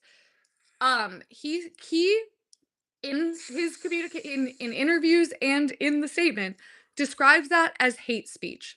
What hate speech actually is like kind of a serious and important designation. And it's, you know, attacks against, like, it's speech that because of, various connotations is hateful towards marginalized groups. So what he is implying by calling that hate speech is that FIA officials are a marginalized group. They should get a flag. Like, are you hate speech? Hate speech. Like, how is he not being F1? We love to like nobody cared about that. And I was like, that's great. Like, that's actually billionaires, yes. So the marginalized princes of the world. Like, I hate him. And he must be defeated. But he won't be. Nobody's even running against that. And this is the problem when you put in a weak, spineless coward like Stefano Domenicali. Say what you want about Bernie Ecclestone, and I've said a lot. He would never let this happen. But unfortunately, we can't bring him back because he is the most evil person on the planet Earth. But like, we need to find somebody else who maybe isn't pro Hitler that can stand up to Mohammed bin Salman. So what you're saying, Christian Horner, F1 CEO? No, it should be you know who it should be. Christian Horner is evil enough to fight and hates MBS. You know who it should be, really, is Nico Rosberg. But I actually don't want that to happen because everyone I just don't need him to be that oh, hey, Dev. Feel free to join us if you want. But Yeah. I know this is a dark day. This is a dark day. Um, I feel like, but Christian Horner is also like, I don't know. You need. Gunter Steiner? I feel like you need someone. The thing is, Can we get Gunter? not even Nico Rosberg. It should be somebody with like business savvy. It should be Flavio, honestly. Oh my God, Dev, how devastated are we? I had to record 4 different videos before I had one I could post it because I sounded genuinely insane and unhinged. It was bad. I may have lashed out at George Russell, Kimmy Antonelli, Charles himself, like, God. George Russell today. Franco. Where- 30 seconds away. He was 30 seconds away. I will say that this makes Max Verstappen's like rage blackout in Spain even funnier. Yes. Like, This is what I led the live with, Dev. No. like, Max Verstappen let himself get rage baited by the best British man alive so into losing a championship. No, but the best part is that I truly believe in his heart of hearts Max would do it again. Max would do it again. Knowing what he knows now, he would do still again do in a it, heartbeat. which makes it so much funnier. But like every point, I was calculating like, oh, okay, if Oscar hadn't swapped in Monza, those 3 points, like Max would have won, and like all the different iterations of what happened. But the funniest one is still Spain because Max dropped a 10. Like he could have. So funny, bro. He was just gonna glide to fifth place. He was just gonna glide to fifth. Yes. I will say, there's something weird happening with GP because he was like obviously crying on the pit wall afterwards, but then Max in the post race stuff has been saying, oh yeah, things have been really hard for GP lately, like I don't know what's going on. And then on Canal Plus they were like, we give our condolences to GP. Well, he was missing a race. He missed a couple of races. Oh. So and then he's also been, I don't think he's on social media, but he's been getting a lot of shit for saying his comment about Kimmy last week. Yeah, because the answer to, ironically, the people who went really hard for him over the Kimmy thing are learning their own lesson in that, like, when shit goes, like, now it's, okay, so by your own, I also did, for no reason, a 5-minute tangent on Franco's comment about that. Franco Colapinto was like, he goes, people need to watch what they say on radio because it causes like people to get hate, and without the comments there's never like he literally expressly said there's never a hate train if like nobody starts it on the broadcast, which is just not true. And he was like, and people need to like whatever, like it's really fucked up. First of all, 3 weeks ago Franco in his post-race interview was like, Lance Stroll's an idiot who can't drive, like fuck him. And but also, remember, Franco, when all of your fans were sending Jack doing death threats? So is that your fault? And also, you remember the great Hannah Schmidt's fiasco of Zandvoort 22? My God, bro. Lewis Hamilton got cyberbullied out of the Team LH account, which Lewis retweeted and reposted. Got bullied into deleting a pro Hannah Schmidt's thing because Team LH was just that unhinged. Crazy. Well, and that's the thing. Latifi, that the hate only happens if it's Latifi on had to get TV. escorted to like different races Yeah. because of the death threats. and you think Lewis Hamilton was out here being like, he didn't say a word, and Lewis even tweeted being like, please stop bullying Nicholas Latifi. You know what I mean? Like, genuinely, I think it's genuinely no, I like Franco. But he was not the only one with that take. Everybody on the internet was pontificating and being like, so stupid. I was like, where's the personal responsibility? Like, you think, like, okay, just because if GP told you to like take an axe and go to somebody's house, would you? Like, what are we talking about? and he didn't. He made like a slightly bitchy comment on the radio. He didn't even say, oh, he said, I don't know what happened with Antonelli. It looks like he moved over, and obviously he didn't have like Norris or Antonelli's on board. He doesn't have And also, I don't think he was saying that as like a serious statement. I think he was saying that because he was being kind of a bitch about how bad that was from Kimmy Antonelli. Like, And also, he was like, he basically, like, he wasn't saying like he moved, like he waved him over to help Lando. He's saying it was so bad of a mistake that he basically waved him back. yes, like that's what he was. right. He was still, don't get me wrong, like it was not a kind comment, but also, I think the three of us all being American sports fans is not clouding our judgment, but it is explaining why we're just kind of not about this. Like the respectability politics that you have to speak or be a certain way on the radio, in the media, like let them be bitchy, let them be petty. And like the thing is that people are they want them to be cunty, but then the second somebody says something, they're like, oh, they can't say that. But my thing is like, okay, I dislike X Driver. X Driver says something cunty or like cunty for his fans. For me, I'm gonna be like, that's so fucking stupid. But that's how sports work. Like, what are we talking about? I'm gonna bitch about what he said. It's not even American. Can anybody outside of the trio of us learn what Boston or Philadelphia sports radio is like? Listen, that's bad. But you know who you are because you were raised on WE. right, but that was like maybe child neglect. My thing is like, it's not even, we don't even have to talk about American sports or other sports. This is Formula One. And they're acting like the fact that this statement by they're like, well, Helmut Marko was generating a conspiracy theory. I'm like, Helmut Marko has basically called Lewis Hamilton everything but a child of God. He has been wildly racist for years, and this is the thing that's over the line. And the craziest part about it is like you Drivers. right. And like, how about instead of the rule is everybody has to be nice to each other all the time, how about we start with no racism? How about we start there and then we can see? Because that's not a rule currently. So why don't we start with that? Re Helmut Marko. And then we can maybe, but also people are like, and also like people in F1, they have always been psychotic and unhinged. Senna got up in a press conference in 1992 and said that Alan Prost is a spineless coward worm. He didn't say worm, but that he meant it. Senna punched Eddie Irvine for unlapping himself. And it was Eddie Irvine's first race in Formula One ever. And Gerhard Berger got him drunk on schnapps and said, go punch Eddie Irvine. And he did. Like, what are we talking? Right. But what's crazy is people hear the stories and they are like, oh, that's awesome. And they're like, oh, we have to unmedia train them. But then in the moment, whenever anyone is like slightly bitchy at all, they're like, send them to The Hague. So the funniest thing that has happened in F1 in the last like 370-ish days is the George Max beef in Qatar and like here's the thing.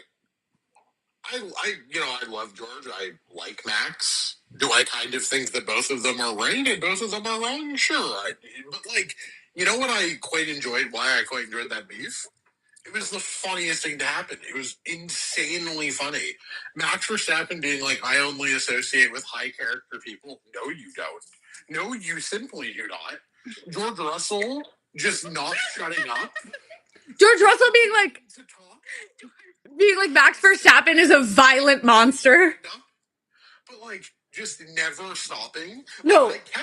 I opened Twitter that day and I see one George quote and I'm like, oh, okay, that's spicier than I thought. I see a second George quote and I'm like, oh, okay, I guess that's all he said.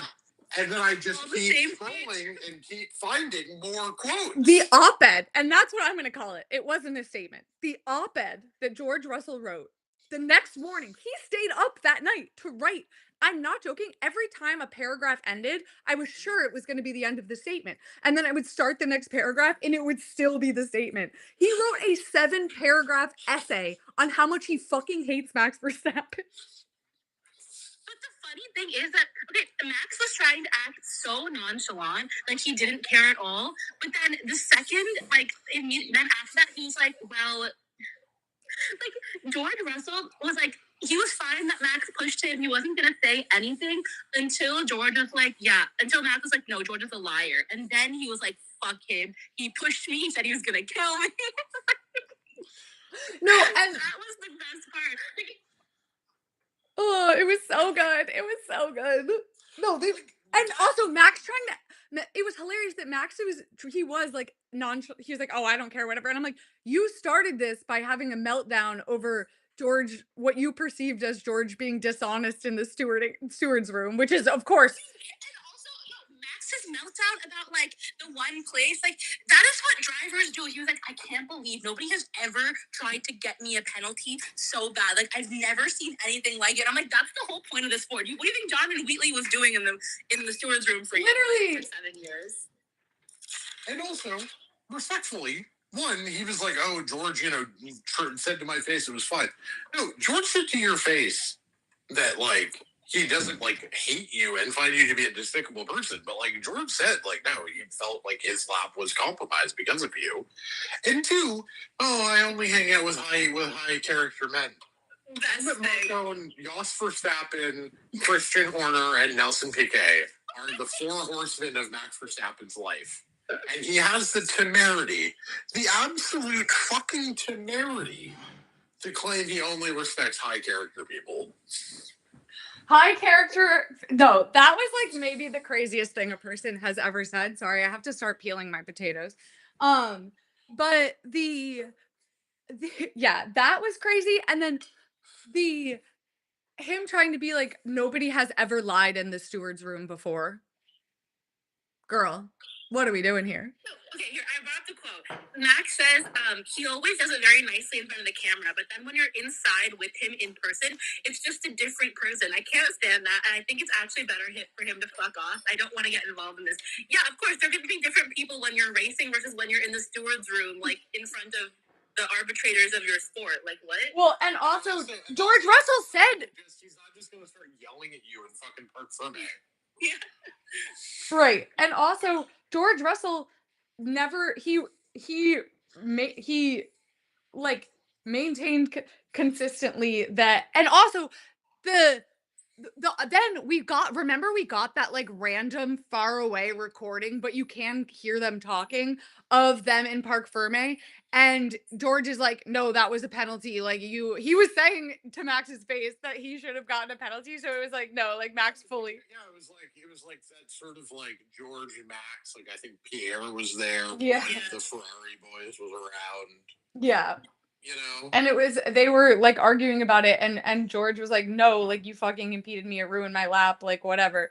And George was like, no, I absolutely no, I would have gotten bull without you. Also saying I don't want to be involved while actively starting a massive situation by ranting to a journalist about a situation none of us would have ever known about if you hadn't done this is hilarious. My thing was like the back and forth was the best part because George, like in Abu Dhabi Media Day, he does his little like put me in the fucking wall thing, and I love that he cites like historical examples that have nothing to do with this beef because he was like people have been bullied by Max for years now. You can't question his driving abilities, but he cannot deal with adversity and the whole like lashing out thing. He cites Jeddah 2021, Brazil 2021. And then he uses Budapest last year. And it's like, yeah, he crashes into Lewis. He slams the whole team. He loses the plot. And then George says 25% of his engineering team sent their CVs to Mercedes, McLaren, and Aston Martin because they can't deal with. I was like, George, what are you talking about? Also, like, first of all, the fact that, again, he was up there on like the F1 Wikipedia being like finding examples to cite his sources. Like he's fucking me making a video. Like, George. And also the funniest part was when George was like, he said he was going to put me in the wall. And Max said, no, I said I was going to shove you into a wall, like in person. And I was like, you realize that that's like worse, right? Like, yeah, I feel like George misunderstood what like George thought Lando said he was gonna like crash into him in a wall like during the race, but Max meant he was gonna shove him like physically. Yeah. Max is like, no, like we're about to scrap right now. And also so it's like also the funniest part of that was when George was like he gets away with murder, and then everyone was like, he's calling Max a murderer. Like nobody is saying that. That's literally like a turn of phrase. Yeah. Like nobody is saying. And the next part is that okay, first of all, Max Verstappen, the thing that really set me over the edge is Max being like George is a liar and screws his friends over. No, it started getting wildly personal, like almost immediately. Like those two, like I think it's very obvious with both Max and Charlotte, Max and George, that Max respects them enough to get drivers and talents that like they can rattle him. They were like, both. I'm sorry, Lando Norris has simply never rattled Max Verstappen this much. The way he was like, and also Max keep like being like he ended every part of his exchange with "I don't care," and I'm like, but you started this, Max. Like, I don't know why you think, but no. the side Toto Christian thing, because Christian calling George hysterical and like making him seem like he was a hysterical woman. He needs to be sent to the seaside for his health. George Russell, first male victim of misogyny. and then Toto being like, how dare he comment on my driver's mental state? Christian is a yapping little terrier. And then Christian Horner ending this with being like, I love terriers. To be called a terrier, is that such a bad thing? They're not afraid to have a go at the bigger dogs. I'd rather be a terrier than a wolf. He really thought he ate with that. And again, Christian Horner was sitting in his office being like, I'm gonna say. I feel like the comms people helped. I feel like Jerry Horner helped him with that one. Like Ginger Spice totally helped him. Yeah, there was a working group. There was writing credits on that one. No, and the funniest thing is in George's 7-paragraph essay that he published, he should have gotten that. Like, I'm gonna get that printed out and like framed or something. But he is like it actually 80% of it is not addressing the situation at all. It's just like Max is a mean, violent, angry person. And I'm like, whoa, whoa, whoa. Like, and again, all of this over a single place grid drop. Which did not even matter because Max got him into turn one anyways. And Max said he would, and then he did. It's really funny. That is really funny. No. It's almost like, Max is a hilarious person because he wants to be too cool for school, but he is simply not. He's in the trenches with everyone else, but he wants to pretend that he's not. Yeah. He always claims like, oh, I don't really care about the. Oh. Sorry. And then the first iconic moment of George Max lore, Baku is of course the Baku sprint race. Oh yeah, Princess George. Yes. Wait, Max is when he's just waiting in Park for George, because George tried the world's like most common borderline move into turn one on lap one. No, and Max Verstappen being like, of all people, being like, how dare you make a slightly over the line dive bomb on me? Nobody has ever done that before in the history of Formula One. George Russell's out of control. Guys, Max is getting bitchy in the press conference. Oh, what did he say? He's saying, somebody asked him about Barcelona, and he said, you forget all the other stuff that happened in my season. You only mentioned Barcelona. I knew that would come. You're giving me a stupid grin. Now what? It's part of racing. The World Drivers' Championship is won over 24 races. Like, it's just easy to say, yeah, I fucked up. Like, okay, and what? No, I think he should. I think he should be like, and I'd do it again. Or say that, like, either one. No, I do believe one thing, like, Max's nonchalant gimmick is often just that, a gimmick. And I've always said, like, this is extremely obvious from the jump, and it shows first in, like, the Drive to Survive Sky thing, where he, like, boycotts Drive to Survive and boycotts Sky because they, like, painted him as the villain. And then he's like, oh, but, like, first of all, that's the wrong move, because it's, like, you have to, if you don't, whatever. But you have to engage. Like, if you disengage, they're definitely going to make you the villain, because they can't make you the hero because you're not engaging, right? But also, I'm like, you very clearly do care about the whole Drive to Survive thing, because, like, you threw a temper tantrum over it. You know what I mean? Like, if you didn't care, why would you? The thing should have been like, oh, I don't even watch that. Like, I don't even know what's going on right. there. I don't care about Drive to Survive t-shirt is raising a lot of questions answered by my t-shirt. Exactly. And yeah, but like, Kimmy would genuinely have not even watched, you know what I mean? Or like heard about it or whatever. Like, but one thing I do believe is that I actually think that, like, and you can tell this just from, like, I don't want to say the personality transformation, but how much Max came out of his shell post 2021. Because I think he genuinely was like, I have been raised from birth to, like, achieve this thing. And once he did it, he was like, I genuinely believe that he's like, I just needed to be an F1 world champion. Like, how many, like, the rest is kind of just gravy to me. Like, I enjoy winning. Don't give me, like, I think Max Verstappen really likes to win. But I think in terms of, like, 3,000 foot level, his own career, He just needed a championship. He also, like, I think the thing him saying about, like, him needing to, like, make this worth it, like, all the shit, I think to him it's, like, the Yoss side of things. Yeah. Like, make all the shit his dad did to him and his family and everything. Like, it had to mean something. And, like, this is, like, okay, not to psychoanalyze Max Feather right now, but... No, but when he said that, I was like, woo! We just got a peek under the hood. Yeah, it's, like, it's very clear that in order to almost justify everything that happened and say that, okay, it's worth it, like, winning makes that so. Exactly. Like, winning means that at least it wasn't for nothing. Well, and even look at Nico Rosberg. It's crazy. It's fucking crazy, but, like, that's... Right. But I mean, look at Nico Rosberg, who by all accounts had a much more copacetic relationship with his father than Max did with Yas. But he basically has said out loud that, like, I, like, needed to win a world championship to, like, make my dad love me. And, like, whether or not that's true on Keke's side, like, That's how he felt. exactly. Like, I think... Also, yeah.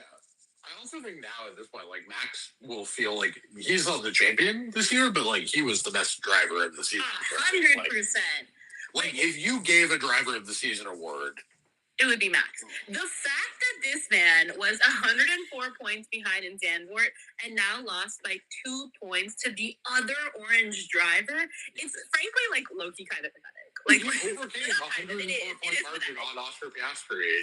Yeah, it is, for sure. And I was thinking, I was like, Max must be like diabolically laughing that he's even in this. Like, his parents didn't even plan to come to this race because they didn't think they'd be in it. Like, again, Joss was, like, racing in somewhere random, like, rally or something. And he's like, oh, yeah, my parents aren't going to be here because they didn't think he would be fighting for it. No.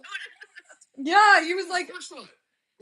Like you know, like early in the year, it was, like, sort of fashionable to be like, oh, who was, like, the driver of the year, George or Max? Like, who's having the better season? And, like, the obvious answer is Max. Like, it was Max the whole time, in my view. But, like, I think Max knows that he did everything he could. I think Max knows that at the end of the day, like, you know, they didn't deliver him a car that was good enough. They did the Ferrari thing of the car just stopped working in Europe. Yeah, they actually did do the Ferrari thing. I will say, took, like, 5 weeks off. Max Verstappen achieved the most important thing to him this year, which is, of course, fighting with George Russell. Yeah. Also, would just like to point out, Max Verstappen most wins of anybody on the grid this year. And he had 9, right? Or 8. yeah. How is that real? 8, 7, 7. So it was 8. Both McLarens got 7. George Russell got the last 2. No, the McLarens, like, I will say, and I said this before, like, I will, as much as I am a hater, I'm a professed hater, Lando locked in when he needed to, and there's something to be said about that. Yeah. But to look at the performance that both of them put forward this season, I mean, Lando ultimately won, so then it doesn't really matter for him. But, like, Oscar just can't get pole. So, and it wasn't even about not getting pole. There were, I mean, I need to go back and look through, like, the quali finishes, but there were so many races where, like, one of them would be like 3 or 4. And I'm like, guys, come on. What are we doing here? Like, the funny thing about this year is that, like, the McLarens were consistent in the sense that, like, usually they took up at least one podium slot, right? Like, that's part of the problem with this season was just, like, the reason. But it was like it's so funny to think about, like, this is the year that Lewis's podium streak ends, because, like, there were some random podiums. You know, Charles got a bunch, George and Max obviously got plenty of seconds and thirds. You know, but, like, you know, Hulkenberg got a podium. Isaac got a Carlos podium. got 2, Hadjar got 1. Yeah, Carlos got a couple. And it's just like, that's the podium. Like, and this is the year Lewis can get one. But the problem is that the McLarens are usually taking up 2 slots on the podium. Yeah. And then the Ferrari was just very rarely genuinely best of the rest. And the few times that they were best of the rest was Charles. And, well, yeah. And also, like, Lewis is adjusting to the Ferrari lifestyle. He's you know... So he's adjusting to being depressed. Yeah. Or also just, like, having it, like. I will say though, like, not that this matters, but like Max has never had to fight his teammate for a championship, and a capable one at that. Yeah. Like, he's never had to do. This is championship contender Checo Perez. First 4 races in Remember when he 2023. beat him in Azerbaijan that one year, and then Max told his dad, "Checo will never beat me again," and then he did it.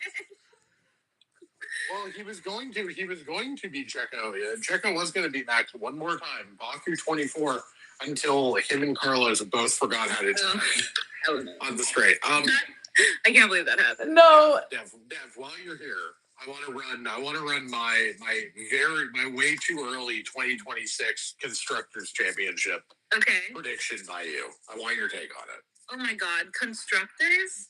Yes. Man, these rumors about the Mercedes engine are stressing me out because everyone's saying they're faster by like seconds. Wait, before we do this, I'm gonna rage bait you in the same way that Evan rage baited me before. What if there's a real possibility next year, if Merc doesn't get its shit together, that it's a Fernando Lando World Championship fight? I would not want. See, okay, so people have been saying that Honda is delayed right now. Okay. Adrian Newey put out this like really sus video on the Aston channels, like with obviously between all this stuff, it didn't get any coverage, but basically being like, that's fucking bullshit. We're on track to meet all of our targets, essentially. Yeah. Which scares me. Yes. So okay, so if that happens, I think we should make a pact. Let's get into rally. Yeah. I'm not. Listen, this I can at least stomach. This fine. And I don't know if this makes me crazy, but watching Fernando Alonso win a world championship, this at least I can be like, okay, fine, whatever. Like, if I have to watch. No, because you know what the first thing I said to myself after this race was, Dev? Pivot back to this agenda. Max is still tied. If Fernando, it's one thing to get a blow to the Charles agenda, okay? But listen, we would drop kick any of these people into a river for Sebastian Vettel. In a heartbeat. I'm so sorry to Charles Leclerc. I would. Yeah, I would. I'm so sorry, Charles. I would would. See you win, but like. Seb is above all, and so for the Fernando Alonso threat is so much greater than if he even wins a race. Like, we're not going to be. We can't Como 33 it. Like, we cannot. I cannot have him winning races. No. Like. No. I need Lewis Hamilton to wake up and remember he hates Fernando Alonso. Unfortunately, I do not think the Ferrari is going to be competitive enough to help your dream. No, I don't need him to be competitive. I need him to crash into it. Okay, here's my. Races come and be like, boom. I feel like our only hope is that they're not quite there next year, and we somehow manage to prevent. And it's such a competitive championship. Also, like Lance Stroll effects. Right. Everyone who just like crash into Seb sometimes. Yeah, 3 times in one season. I do remember that. I do. But we need to hope that George McLaren championship battle is so competitive that Fernando Alonso doesn't manage to win a race next year, and that they kick them out for Max and Charles in 2027. That's what we have to hope. Fernando said that if the Aston is bad next year, he's going to stay in Formula One. But if it's good, he'll retire. Lie. Which I feel like is a lie. He just wants the race win. Like, he just wants the race win, and that's it. And I don't want him to get it. No, I know. Okay, so Merc McLaren are my tier 1. I Merc slightly ahead of McLaren, but like honestly, you can flip-flop them. Anyway. But I think that's like pretty clearly the top. I have Aston on a mini tier of their own, which is called the. Are you 4/10 back on engines or 8/10 back? Who knows? We'll find out. Where is Ferrari in this? It's stressing me out. Williams are 4. Ferrari 5, Red Bull 6. I have that as a tier. Really? The Ford engine sounds like it is going to be like McLaren Honda level bad. Yeah. Really? That's everything I'm hearing. Everything I'm hearing, everything I've read, every vibe I have gotten from the mass exodus of Red Bull racing is this. And honestly, potentially, we're dipping potentially into conspiracy theories. I don't think the Christian Horner firing was just about 2025 performance. I think that was about the fact of the engine success. Yeah, I also think it was. Because I just feel like I feel like Horner being there so long. If it was really just about like a dip in performance in 2025, they would have like given him it. If they had a good engine next year, I feel like they would have been like, okay, this wasn't your year, whatever. I don't think it was about the performance. I think it was the fact that the performance was pretty clear. A dip in performance was pretty clearly a result of the massive internal civil war that had been launched by Christian Horner's own actions. Yes, but if the engine was good, they would have tolerated the massive civil war yeah. launched by Christian Horner being a philandering piece of shit. Yeah, I think they would have cared about his sexual harassment as if he had been able to get the shit together. Oh, I don't think it's about that. I think it's about that Max, for whatever the team Max was slash Marco was against Team Horner. And I'm not even convinced that that started because of the sexual harassment stuff. I think that what happened is they leveraged that poor woman being a victim in order to advance their own agenda within the team, which is low-key fucking diabolical. Josh Verstappen famously cares about women. Right, exactly. So no, the Red Bull Civil War started the second what's his face died. In like Cody. Yeah. Yeah. Richard Horner's original thing was that he was fighting with Oliver Minslav, and so was Helmut Marko, because now Helmut Marko had to go get approval from Christian Horner for everything. Whereas with Dietrich, he could just supersede Christian and just go straight to Dietrich. Yeah. That was the real problem. Yeah. No, Helmut Marko lost a tremendous amount of power when he died. And so Christian Horner was then like, all right, this is my moment to fully take control of the team. But Max was in Marco's corner, so it became a much bigger problem than it was ever supposed to be. Yep. Rest of the tier list. Alpine 7, don't forget, they have a Mercedes engine, and Pierre Gasly is good sometimes. He's a specialist. He's a specialist. Haas is A because, I don't know, Ollie Behrman, you're a star. Audi 9, Bortoletto, you're a star? Question mark? Racing Bulls 10 and Cadillac, you go in the Scrimshaw Memorial. You're a new team. Why on earth would I think you're good at this? It would be really funny if they just like came out being really good. That would be. I mean, I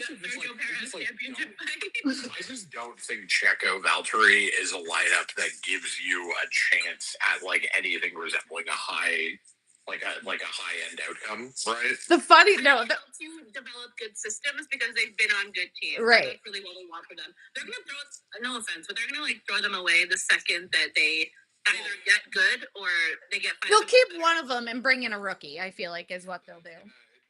Colton Herta and whoever wins. Yeah, exactly. It's going to be their 27 lineup. Whichever one does the worst, they'll get rid of and then give their spot to Colton Herta. Right. Exactly.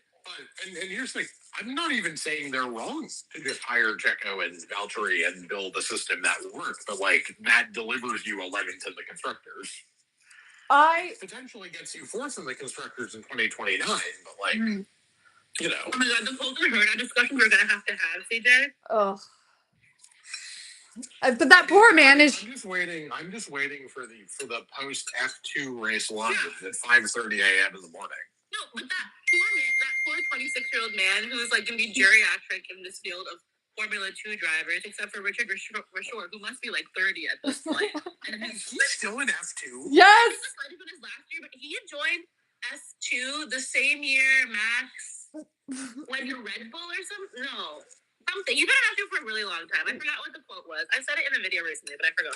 No, I don't watch F2. I literally just watched Dev's videos on it, and I'm like, I'll just adopt your opinion as my own because I don't feel like waking up early in the morning. So bad this year. Oh my god. What a shit show. So can we talk about the fact that F2 is just like completely divorced itself from being a useful, or the F2 standings have completely divorced themselves from being a useful predictor?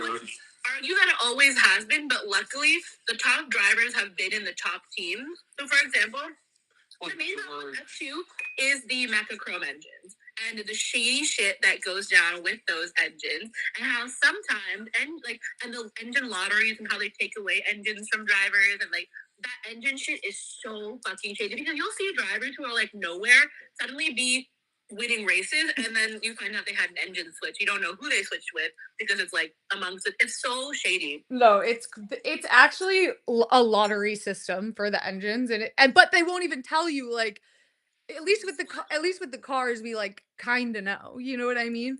And the thing is that typically, like, you could at least see, okay, Prema, so like Prema used to reign, they were the like top dogs of the F2, and then now I'd say it's more Invicta, but you could usually see at least two good drivers in that top team. So even if there was favoritism, you would actually see two good drivers fighting for a relatively fair championship between themselves. Yeah. And like, so you could kind of see that. But then recently it's just gone haywire.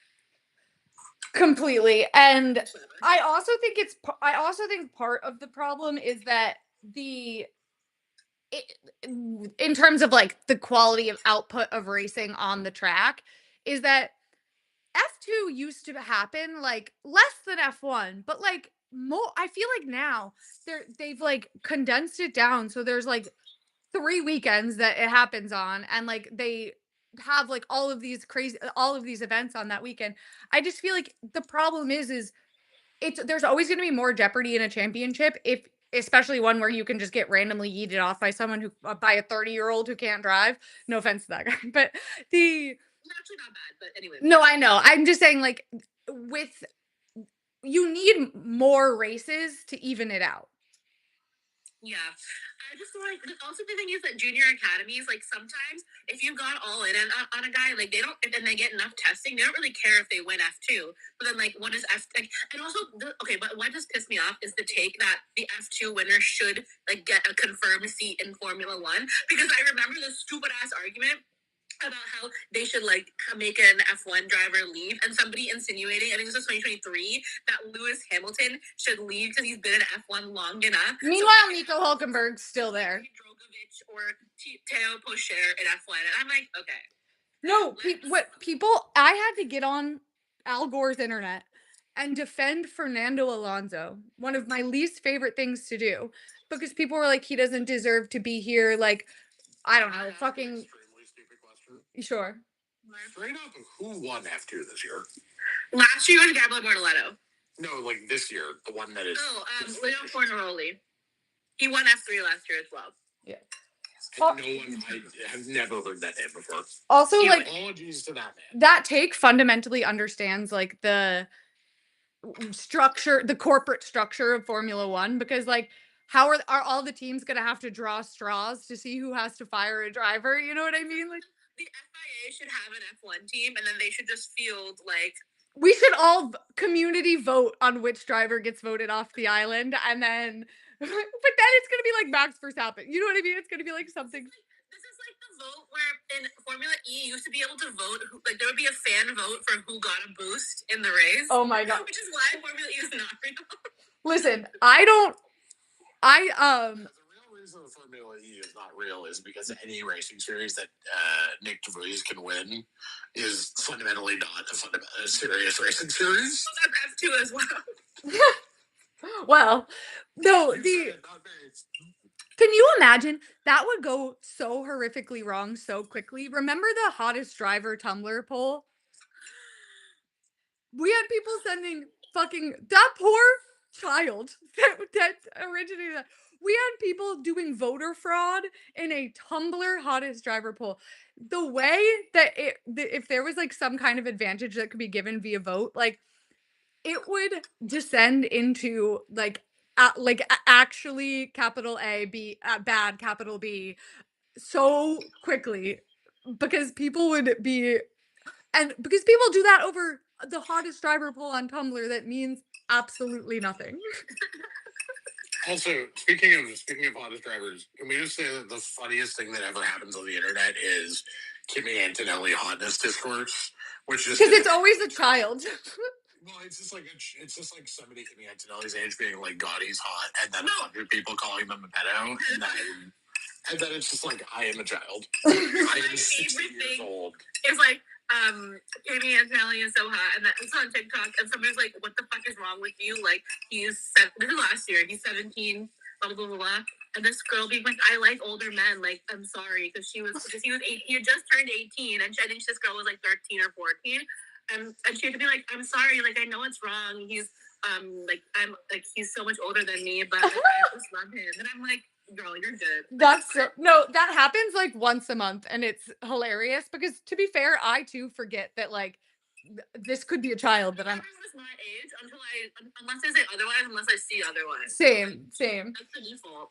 No, it reminds me of that Tumblr post that like it's a human rights violation that at any time I could be subjected to the opinion of a child. No, because I do. I gotta say, people who get enraged about F1 Twitter, like my worst personality trait is that I love Twitter. But like, Same. I am deep in politics Twitter, and so it's just like I don't know, you crashing out about like someone was meeting Orlando Norris in a tweet. Like I don't know, it doesn't hit as well as like being called a foreign agent for all political. Yeah, Evan went through a phase where people in Canada were calling him a terrorist for 6 months in a row because he said Justin Trudeau should resign and they could win the election, which is exactly what ended up happening. But you were working for the Russian government, the Indian government, the Turkish government. Working for Katy Perry, who knows? Literally, he was. Yeah, she was like, I need to shoot my shot. This man. And so you were. I hope you were collecting paychecks from all of those people because that would be. I wish. If only I was as attractive to bribery as my haters thought I was. You and oh my god, Eric Adams. The which the funniest part of the Eric Adams I would charge better rates than Eric Adams. I was gonna say the funniest part of the Eric Adams thing is that he did all of that for a first class plane ticket to Paris, which has to be what, like $2,000. You know what I mean? Like that's not. I don't want to be like do bribery better, but you gotta like know your worth, King. Like you gotta be charging more than a first class ticket. Like at least a house or something. Right. Like at least at least Bob Menendez got gold bars, okay? And then was like no, the funniest thing about the Bob Menendez thing is that he was like, well, like many Americans, I just don't trust the banks. That's why I have all of these gold bars. Head of the Senate Banking Committee, by the way. After he's saying he's still Lando Norris, it's not like he's become Superman. It's really funny. It was part of a nicer thing he said, but like it's really about like it doesn't change like who he is or whatever. That's so funny. First he said like, "Oh, Lando's great," blah blah blah. Blah. And then he was asked, "How will the team dynamics change next year?" Which I'm like, they will change, buddy. You'll find out. But well, see, I would actually argue that they won't because they were already treating Lando like their champion. But I do think that, like, so he said he had a great season and is a deserving champion, but he's still Lando Norris. It's not like he's become Superman. I'm expecting full fairness and equality going forward. Well, it would have been funnier if he's like, it's not like he's Max Verstappen. Crazy. Can we just say, this has you guys are gonna hate this because of the implicit comp.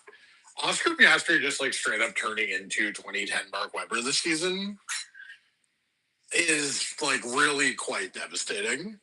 He first of all, he didn't turn into anything. He was always like that. But also, for a little while, we thought that he was something different. I was like, for a while, he was the Seb Vettel of that picture. No, I will say, I made a video after I got home from Monza saying that I thought when Max Verstappen was 150 points back, saying that I thought that Max had a better chance of beating Lando than Oscar did. So I would like to say that I never, because here's the thing, you just have to be able to qualify better than Oscar often qualifies in order to like make it a. I'm an Oscar believer. I think he'll come back stronger. I have faith in his abilities. I don't have. This is. Stronger. I just think you need it. My dog does not agree with me, but I just feel like the jump he made from last year to this year was already pretty good. That's true. And so I think that if he can make a similar jump, but is McLaren ever going to be this dominant again? I don't know. That's the thing. I don't know. And Mark Webber's already, talking to other people. But I do think that if he can continue like improving year to year, that he can like. I agree that he fucked up this year, like massively, obviously, but I still think that if he can improve, that I think he can beat. I think he can beat Lando next year. I think he can beat Lando. Oh, yeah. I think he can beat Lando. Like I don't I think that's think beating possible. Lando is a benchmark that he can meet if he doesn't fuck up. Yeah, I agree. But I don't know that I don't know that beating Lando next year means anything. I don't know that will mean a WDC because Agreed. Mercedes, God willing, will get their shit together. Well, Or we'll see. the Verstappen Aston Martin of 2027 will get their shit together. Manifesting. Look, all I'm gonna say, It's looking like that. Is I don't think they hired Adrian Newey as team principal to keep Lawrence Stroll owning this team. I think they did that for a pump and dump. And I think Lawrence wants to pull the trigger, cash out. His son's had a good enough time. He's had enough time to do this. Like, I really genuinely do think that this is like, let's go. And if you think the Saudis or whoever the hell is going to buy this team is going to tolerate the Lance Stroll thing, as opposed to, I don't know, giving Max and Charles $100 million each. Yeah. Bill Simmons coined the term like new owner syndrome in like, the NBA or NFL. Like, this is just the ultimate, like, you can do this and probably snag arguably the two best drivers in the sport. Okay. How much money do I have to spend? Great. Cool. Well, I think Max will certainly go there. And I think that, listen, not that crazier things have happened. It's happened before. But firing Lance Stroll over Fernando Alonso would be the craziest thing that's ever happened in the history of mankind. You mean firing Fernando Alonso? Right. Yeah. Sorry. Reverse. That's what I meant. Figured. Listen, I'm the world's #1 Fernando Alonso hater, but like, what are we doing here, people? No, and the thing is that like, there's no one on the grid. Maybe Liam Lawson. There's like kind of nobody on the grid that I'm like, well, you're obviously like about to get fired, right? There's no one really left who's like pretty, because I think this rookie class, like Hadjar is great, Ollie's great, Kimmy's great. I think Kimmy's fate depends on who wants to go to Mercedes in 2027. His fate depends on if Max wants to, exactly. Ironically, Mercedes being good next year is like might be the worst thing to happen to him because people are gonna want to go there, and like if he performs like he did this year, he's gonna get fired. So the thing I'll say is that the Ollie Behrman, Kimi Antonelli, Ferrari 2027 driver lineup is gonna hit like crap. Why would you wish that on them? because it will be fun for me. Deb, actually, CZ and I have debated this before. Let's say Charles stays in Ferrari for 27. Lewis announces his retirement. Okay. Do they go with and Max is going to Mercedes, so Kimi is a free agent. Yeah. Do they go Italian driver or FTA driver? They go Ollie Behrman. That's what I said. Unless Kimi has a really good season next year, I think they go Ollie because he's been in the Ferrari Academy. He's had consistent performances. Usually when he's put under pressure, he's able to perform. He's made minimal mistakes in comparison to Kimi thus far. I think it'll depend a lot on next year. But Ollie also, granted, a lot of Esteban's thing were literally strategy errors, and Haas really, took Esteban through a journey of Dante's Inferno this year. It's true. I think they'll qualify him. He had a lot of good races. So especially the back half of the season, I think Ferrari take Ollie. Yeah. Also, Ollie is Ferrari filled, and Kimi is not so much. It's a plausible case. I just don't know if the Italian thing is going to be too much for them. Yeah, I guess it depends on how much that ends up mattering to them. Yeah, I think it'll depend on how if Kimi can improve and if he is able to do well next year, maybe it would be a consideration. And also if Max is going to Mercedes, I think it'll depend on what's happening. Okay, also, someone said Max is clapping back to the British media. Listen, I have my criticisms of the British media just like we all do, but Max v the British media is like, again, maybe one of the more hypocritical takes of all time, because Max, have you listened to the Dutch media for 35 seconds? Like, the fact that Max just has his own pet journalist in Right. his pocket. Heron. Literally. By the way, EDA, fucking great, dude. Like, you do great work, buddy. You are literally in Max Verstappen's pocket. If there's any news that you report, we know that Jos Verstappen basically personally called you. Yeah. So maybe stop complaining about press unfairness. Also, Max, you don't get to boycott Sky Sports and like openly be a dick to them for like 5 to 7 years in a row, and which, like, I get that like he felt wronged or whatever, but then he's like, okay, why won't they play ball with me? And I'm like, well, you won't play ball with them. In fairness, there's a reason Lewis does a quarterly 30-minute segment with Martin Brundle every year. It's not because he wants to hang out. No, I know that, but like, in fairness, the Sky putting the match crashing into the wall at the end of their 2021 like Sky Christmas commercial, like, was diabolical. It's diabolical, but like, of Max Verstappen to be the one to get sensitive about that of all people is like. I will say, like, and this isn't because of Max's fault or like anybody's fault really, but like, it is clear, like, British media is much more influential than Dutch media. Sure, but them's the breaks. But two, because everybody takes what British media says and like, that's what gets regurgitated in all those like the blog posts and all those stupid ass Twitter places. That they take those quotes and like, I don't know about the news because obviously that's different, but the commentators, like, the British commentary sometimes ends up being a world feed commentary, and in that case, I'm kind of like, well, at this point, you could consider the idea that they have a responsibility because, like, for example, ESPN. When you or on YouTube TV, whatever it is, they would play you get the British commentary, and then that's the same thing in other countries as well that don't have their own broadcasters. Yeah. Will like affiliate through Sky. So like on that. But is it really Sky's? Sky's fault that TSN is too lazy to send a commentary crew? Also, but here's the thing: we conduct F1 in English, like it or not, problematic or not. English is the language we have chosen for F1. I'm sorry that England won colonization. I was not the one who made this decision, right?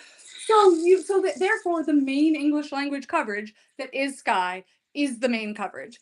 And I agree with that, but I also think that like I also don't think Max would enjoy having to deal with an American commentary crew.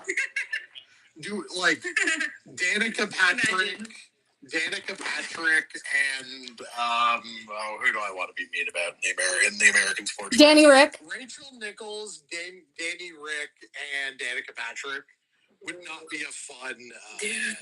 No, that's my okay. Wait, that is like my legit serious fear for the with like Apple taking over the rights. It's interesting. England won colonization in the sense that England is everybody's second language. That's all she means. She is not defending colonialism. Come on now, use your brain. I'm saying that the English being the language of business is established because of the various misdeeds of the nation of England. That's why it happened. Tried to defend colonization to me once as a brown person, and it was the funniest shit I've ever. Not really, but she was looking trying to hate crime me. But she was in defense of colonization, and that India deserved to be colonized. A college roommate of mine, not CJ. Let's get that clear. Roommate of mine. Yeah, first of all, that's terrifying. That one girl was trying to kill you. But also, no, I'm not saying it was a good thing. Like this when we slept, like our beds were like parallel. It was so, and she was like, yeah, actually India deserved to be colonized by the Brits. And I was like, okay. She also had an EU flag up on the wall. What? She was Lithuanian. Every new fact is. I can't believe a conversation between a Canadian, and two Americans. And an American with heritage in India. And a brown American. I Yeah, yeah. you can say that. I can't say that. You know, Yeah, fair. think that we are defending England's colonization. No, I'm just saying that that's the reason that English is the business language of the world. Correct. That's Yeah. there is a cause and effect relationship that has been well documented and studied by like people much smarter than I am. Apple is not gonna produce an American feed for two reasons. One, that would require them to spend money that they don't want to spend, and two, Yeah. Apple does fundamentally understand. Apple had it explained to them in the process of making the F1 movie that Crofty and Brundle are a like deeply important part of the experience by Lewis Hamilton. Like we know, Crofty told us that like they're in the movie because Lewis like basically told Apple like no, they have to be in the movie. So they're not going to be stupid enough to think that like I'm worried though that because they also bought F1 TV, that they're just gonna carry the F1 TV coverage. I think they're just gonna carry F1 TV. No, they've said and the international feed. They're keeping Sky. It's fine. Okay, good. Oh, also like how F1 TV is now where you can choose. Yeah, but what we are gonna lose is the pre and post coverage, which is where we get the Nico Rosberg content, and I'm gonna have to pay. Okay, so I first just fucking get a VPN and log into my TSN like I've been telling you to do for 12 fucking years now, CJ. Okay, I am gonna do that because I need to. But well, my other option was to pay $30 a month for Sky Go and illegally use someone else's address in the nation of England to acquire that for myself. But $30 a month is so much money. That's steep. Unless it's an account sharing and I'll go in on it with you. And like you know how F1 TV you can have 6 people on it? We can have like all of like everybody on it. I would share. I mean, here's the thing though. If that also got me easier access to English soccer, I would also pony in 10 American dollars a month. But you can't. It's the coverage. I don't need the race itself. I need the coverage. Trust me. You can't get the races, right? It's just like the pre and post. I think you can get the races for like a certain amount of time, but like there's no archive in the way that there is with F1 TV. But the F1 TV archive be on Apple, or does it go away? I believe it's going to be on Apple. You will be able to log into F1 TV with your login. Okay. It doesn't seem like they have a grand strategy for this, like all settled out. But like, I looked at all the deal points, and it seems like the Apple move is going to be basically instead of having to pay for ESPN, you're now going to get you're just going to get the access to the Apple litany of shows, and everything else will be the same. Okay, I mean, whatever. It's like a little bit more expensive than what I'm currently paying for F1 TV, but it's not like the end of the world. What I want, and this is, I think, could be a big PR win for Apple, is if they restored the archive. Because 3 years ago, they randomly took away like all of the early races for some reason. Which ones? Like there used to be, I don't know, but all I know is like because I went back and watched when I was making some Prost Senna edit and I went back and like looked through and there were so many more races in the 80s than there were. And then recently I went back to make another Prost Senna edit and 3 of the races I needed were gone, just gone. And it's replaced. And some years it's only the story of the season. So like, because I remember when I first got F1 TV, like a lot of the 70s races, they were never there. It was just like the story, the late 70s seasons, obviously. But then the 80s one, I feel like, because I thought I went crazy, okay, because I watched a lot of the 80s races. But then when I went back, I think maybe I gaslit myself because I was like, whoa, maybe I never watched them. Because I watched all the popular ones, like the 88, 89 seasons, and I watched a lot of Keke Rosberg's 82 season, and then some of those races aren't there anymore. No, I know for a fact that this happened. I'd have to go look at my clip archive because I have clips from F1 TV from those races. And then they were just gone when I went back. And like I've been in, sometimes you got to get in the Daily Motion streets because they don't always have the podium on Me looking for footage of Ross Braun throwing that not Ross Braun. Was it? Who threw the trophy at Prost? I don't think it was Ross. No, it was the Ferrari team principal. Oh no, McLaren. No, Ron Dennis. Sorry, I always mix up them. But Ron Dennis throwing that trophy at Prost at Monza. Um, I shout out to the Japanese coverage because that's who had full footage of the podium. But I have looking for clips has taken me to websites I wouldn't go with a gun. It is genuinely. Can I just say Japanese TV's willingness to show everything is great because I don't know if you remember the Will Smith Oscar slap. Yes. How could I forget? So it didn't the screen went to like basically they froze the screen in North America when it happened. And it was like a Japanese feed and the Australians were the only people to show it who aired the unedited slap. Like as it happened, they didn't use the 7-second delay. Wait, you didn't have any ads during the races? That's so annoying. I hate when that happens. So in Canada, we get a mini box of the live coverage, but we get the ads on the majority of the screen. That's probably what they'll do. Okay. All dead ass moved to England. Honestly, the mini box is like not that. They tend to pick like fairly good times in the races to do it. Like if there's a safety car, you're probably getting 2 commercial breaks. But like after everyone has pit, you know? Yeah. All right, I'm going to the bathroom real quick. I'll be right back. Like once the mini box, it's not that big of a deal. Okay. It's really not. It's done well. I do sometimes like once a season maybe like something will happen in the mini box and I'll like be desperate for like to know what it was, but like it's fine. It's not a problem. You don't really lose anything because again, it's generally like it's generally like, oh, it's a safety car. Everyone is, the one time I got screwed by the mini box was, what year was the China when Lance Stroll just like went straight into Danny Rick? 2 years ago? 20, yeah. Well, Danny Rick didn't do China 23, so yes. So it has to be 24. Yeah. So yeah, it was 24. They didn't do China for a couple of years. Yeah.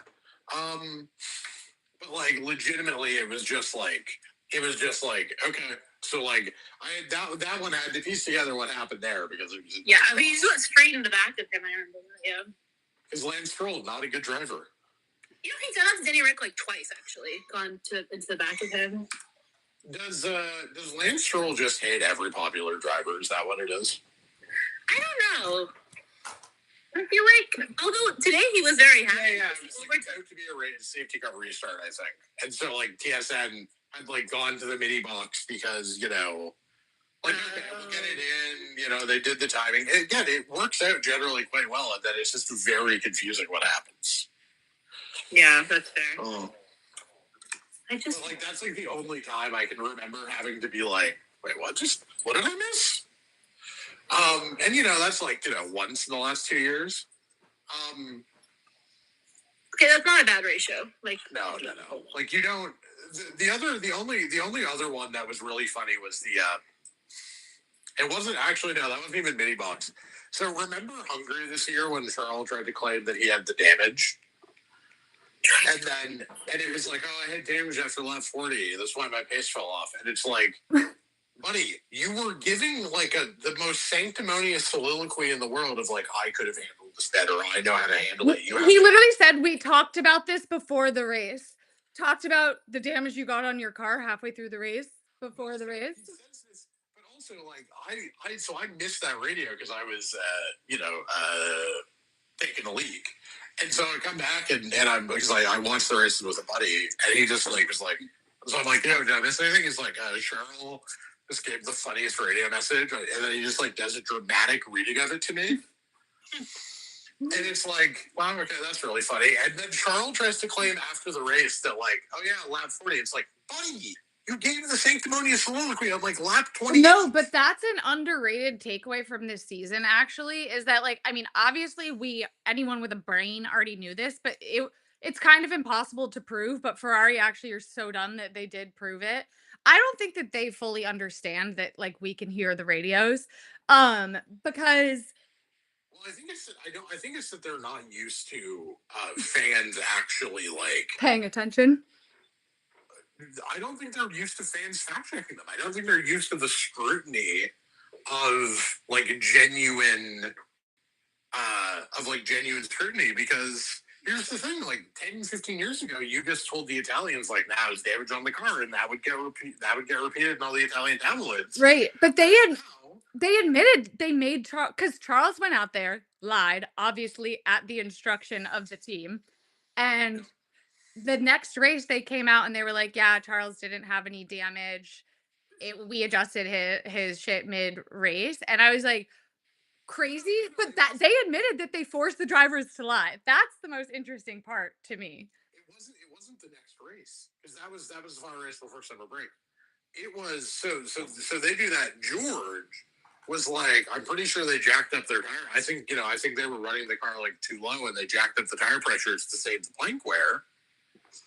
And then the next day, it leaks to like some tabloid of like, yeah, we raised the tire pressure a little bit after the first stint, and then we raised it more after the second. And it was really fun to watch all the few people on Twitter who are still Ferrari hardos, like above all. They're diminishing. There's less than there used to be. They're way less. But it was really funny watching them go from George Russell, stay out of fix your own goddamn car, like, why are you talking about our problems? To, well, hey, at least Ferrari did what they had to do to avoid a DSQ, valuable points for the team. Wait, I think Helmut Marko might retire. Oh, what? Helmut Marko says, okay, never mind. Will you see me again next year? Well, we'll have some internal discussions and come back to you. We are not in a hurry. All that over. And he said this to the Telegraph. So all that over the Helmut Marko Christian Horner beef, only for Marco to retire after this year, would be fucking hilarious. So fun. Maybe he was always planning on retiring anyway, because he was getting up there, but he just wanted Christian Horner out. Like in his final act. So Dev, you're the F2 F3ologist of us. Okay. Is there like a new Red Bull like Golden Boy coming anytime soon? It's Lindblad. One, but even he is like, Lindblad is one because he's actually quite good and quick, but he's just gotten dogged a little bit in F3 and F2. So they really like him because he has that kind of, well, in real life, he has that kind of like Max, I don't give a fuck spirit. Yeah. I like him because he's half brown. One of my people. And then also, do you guys remember the Bomboclat guy? Yes. He's a Red Bull Junior now? So he's been one for a while, and he this weekend, I think, or this weekend or last weekend, it was his first F2 like race because he replaced Pepe Marti, who went to Formula E and had a big crash, and he was on the podium this weekend in his first or second F2. So Bomboclat guy might be. I need Bomboclat to make it to F1. I actually am rooting for that so hard because that would just be so. It would be Carlos Sainz Smooth Operator, but that Bomboclat song. Can I, is this a safe space to get an opinion off? Sure. I never understood why we tried to cancel Bomboclat. It's like the what? People tried to cancel him? It wasn't him. It was his friend. Okay. So I remember this so clearly. So they posted that Bomboclat video. They're in the truck and they're doing a test for something. The other guy, so this guy is Nicolas Solov, and then the other guy whose name I don't remember, he has like ramen hair, like Justin Timberlake ramen hair, and he's blonde. Yes. Okay. So they post that video, and it obviously goes viral.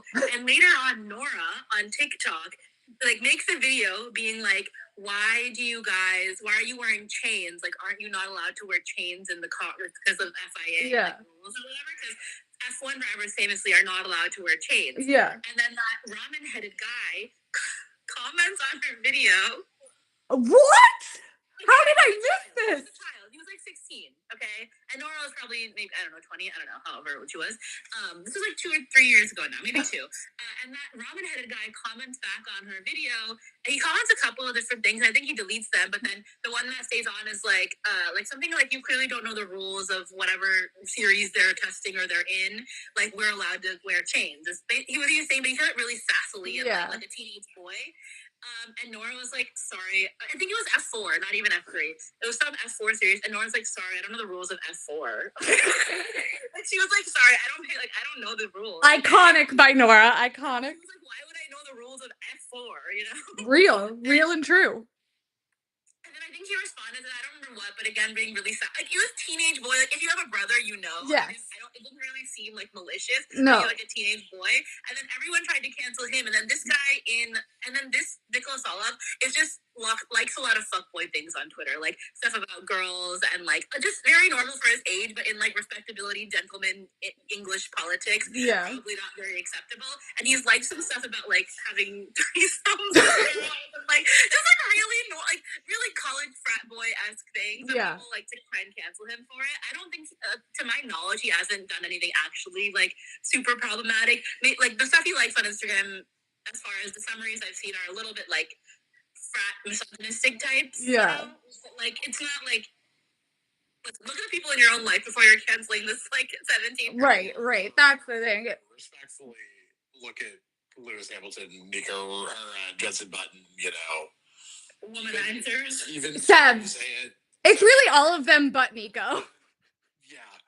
Like, Nico's I such a guess, white guy. Yeah, literally. Nico's like, I like my wife and also maybe women, men. Like, yeah, Nico Rosberg, yes, because Nico Rosberg is bisexual. This is an icon. Well, no, he's the first ever lesbian F1 world champion, and we should respect him for that. No, I made a video being like, me, you know, the audio that's like me when I finding out that instead of mysterious and cool, everyone thinks that I'm autistic and lesbian.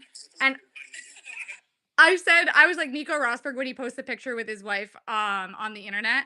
And everyone was like, "You're invalidating his relationship," like blah blah blah blah. I'm like, "No, I'm saying he is a lesbian, so like that would mean that he's still dating his. I'm invalidating his gender identity, not his sexuality. Please get it right, okay?"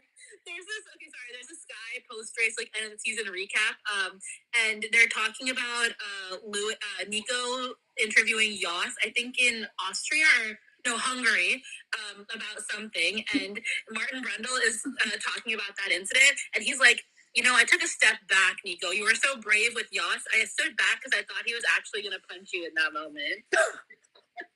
Can you imagine? Okay, no offense to Nico Rosberg. I wish he had. Can you fucking imagine what would have happened? No, he probably would have gotten banned from the. You have to if he. They're like, okay, it's fine. He like ran over multiple women, but we draw the line at him punching Nico Rosberg In the face. Oh my god. Nico Rosberg has ever been punched in the face before. It might be good for him, honestly. No man has ever needed to be punched in the face more than Nico Rosberg. Nico's little omelets on the grid walk. Enjoyed them, Nico. Very good. Yeah. Good ticket back. Really loud. Oh. But no, when him being like hilarious, just given like, why do people like? I don't think I disagree with any people more than the Martin Brundle hates Nico Rosberg people. Like, no, I think that this is the one case where British humor, where people just genuinely don't understand British humor. No, that's true. Because also, it's like if you go back and listen to the commentary he did with James Allen, you can see what it's like when Martin Brundle doesn't like someone. But also, I don't think that he would have. The grid walk is Brundle's thing. You know what I mean? He would have never agreed to do that with Nico if he didn't like Nico. Yeah. Because Sky could. This is the British humor. Like, Martin Brundle with Nico Rosberg is a good example of, like, you don't get British humor, not whatever else. Yeah. Anyway, hold on. Not to get into that. To that saga of it all. But no, I agree. I do think no, and I was so mad because that got him being like, oh, so now you have nothing to say to Yas is so fucking iconic. And it got completely overshadowed by him, like, being forced to talk about Lewis during the rain delay. And I'm still so salty about it because I'm like, because everyone's like, oh, he needs to talk about Lewis to stay relevant or whatever, which is not true for like a number of reasons. Or like the only reason he talks about Lewis is to stay relevant, which is not true for a number of reasons. Like the first and foremost of which being nor like if you watch any of the clips in question, it's literally him being like directly grilled about Lewis. But hot take, I think that that almost takes away from the potential like likability as a commentator of Nico Rosberg because it sucks up so much of the oxygen that like nobody even knows or thinks or remembers or notices like the rest of his entire performance, which is excellent. And, Because like, the way he takes you to a lap, the way he explains what's going on is almost always right about driver incidents. right. The way he has now gone is now like a personal enemy of both Christian Horner and Jos Verstappen. Honestly, that's a good company to be their enemy. Literally. Wait, that, you do know who Jeffrey Dean Morgan is, right? wait, who? Sorry? You guys know who Jeffrey Dean Morgan is, like from Grey's Anatomy, the guy who played Denny Duquette? Yes. Okay, he is apparently an F1 fan, and he tweeted a saga about he doesn't love Zach Brown. Okay, listen. He said Zach Brown is such a weenie. Strong start. Strong start. Screws up his own team, but only cries about everything else. Figure out your own shit, dude. Great. What is he saying? Greatest driver. He's like he's going on this rant about Zach Brown, and he goes, Zach Brown deserves shit all. Like I don't even. So funny. Papaya rules my ass. Like he's so funny. I think he's part of like I think he's an Oscar fan. I can't tell, but it's really funny. Hell yeah. No, I love when celebrities randomly are like super mad over like a sport or something because I'm like the way that would literally be me if I ever like became famous for something unrelated. Like I would be like, are you fucking kidding me? So the funny thing for me is like I enjoy politicians who actually can crash out about sports. You know? Yeah. But it's like you can't just be doing this to like pander to your constituency. Like Yeah. no. You've just got to be like genuinely big mad about it. Like yes. You gotta like Zoran just like having been in the trenches of like shitty early era Mikel Arteta Arsenal is like it's my favorite thing about him. I don't even like Arsenal, but like, you know, just being like big mad that Granit Xhaka was still playing for a shitty team, like it's so funny. Charles congratulate Lando is like breaking my heart. That picture of him touching the trophy, like I'm gonna throw myself off a cliff. I had a major crash out because everyone's like, why do you care? And I'm like, Lando and like Charles were like the foils. Like Max is way ahead. You came in before that. Like I don't need to rehash this right now, but like no, you're right, and I feel the exact same way.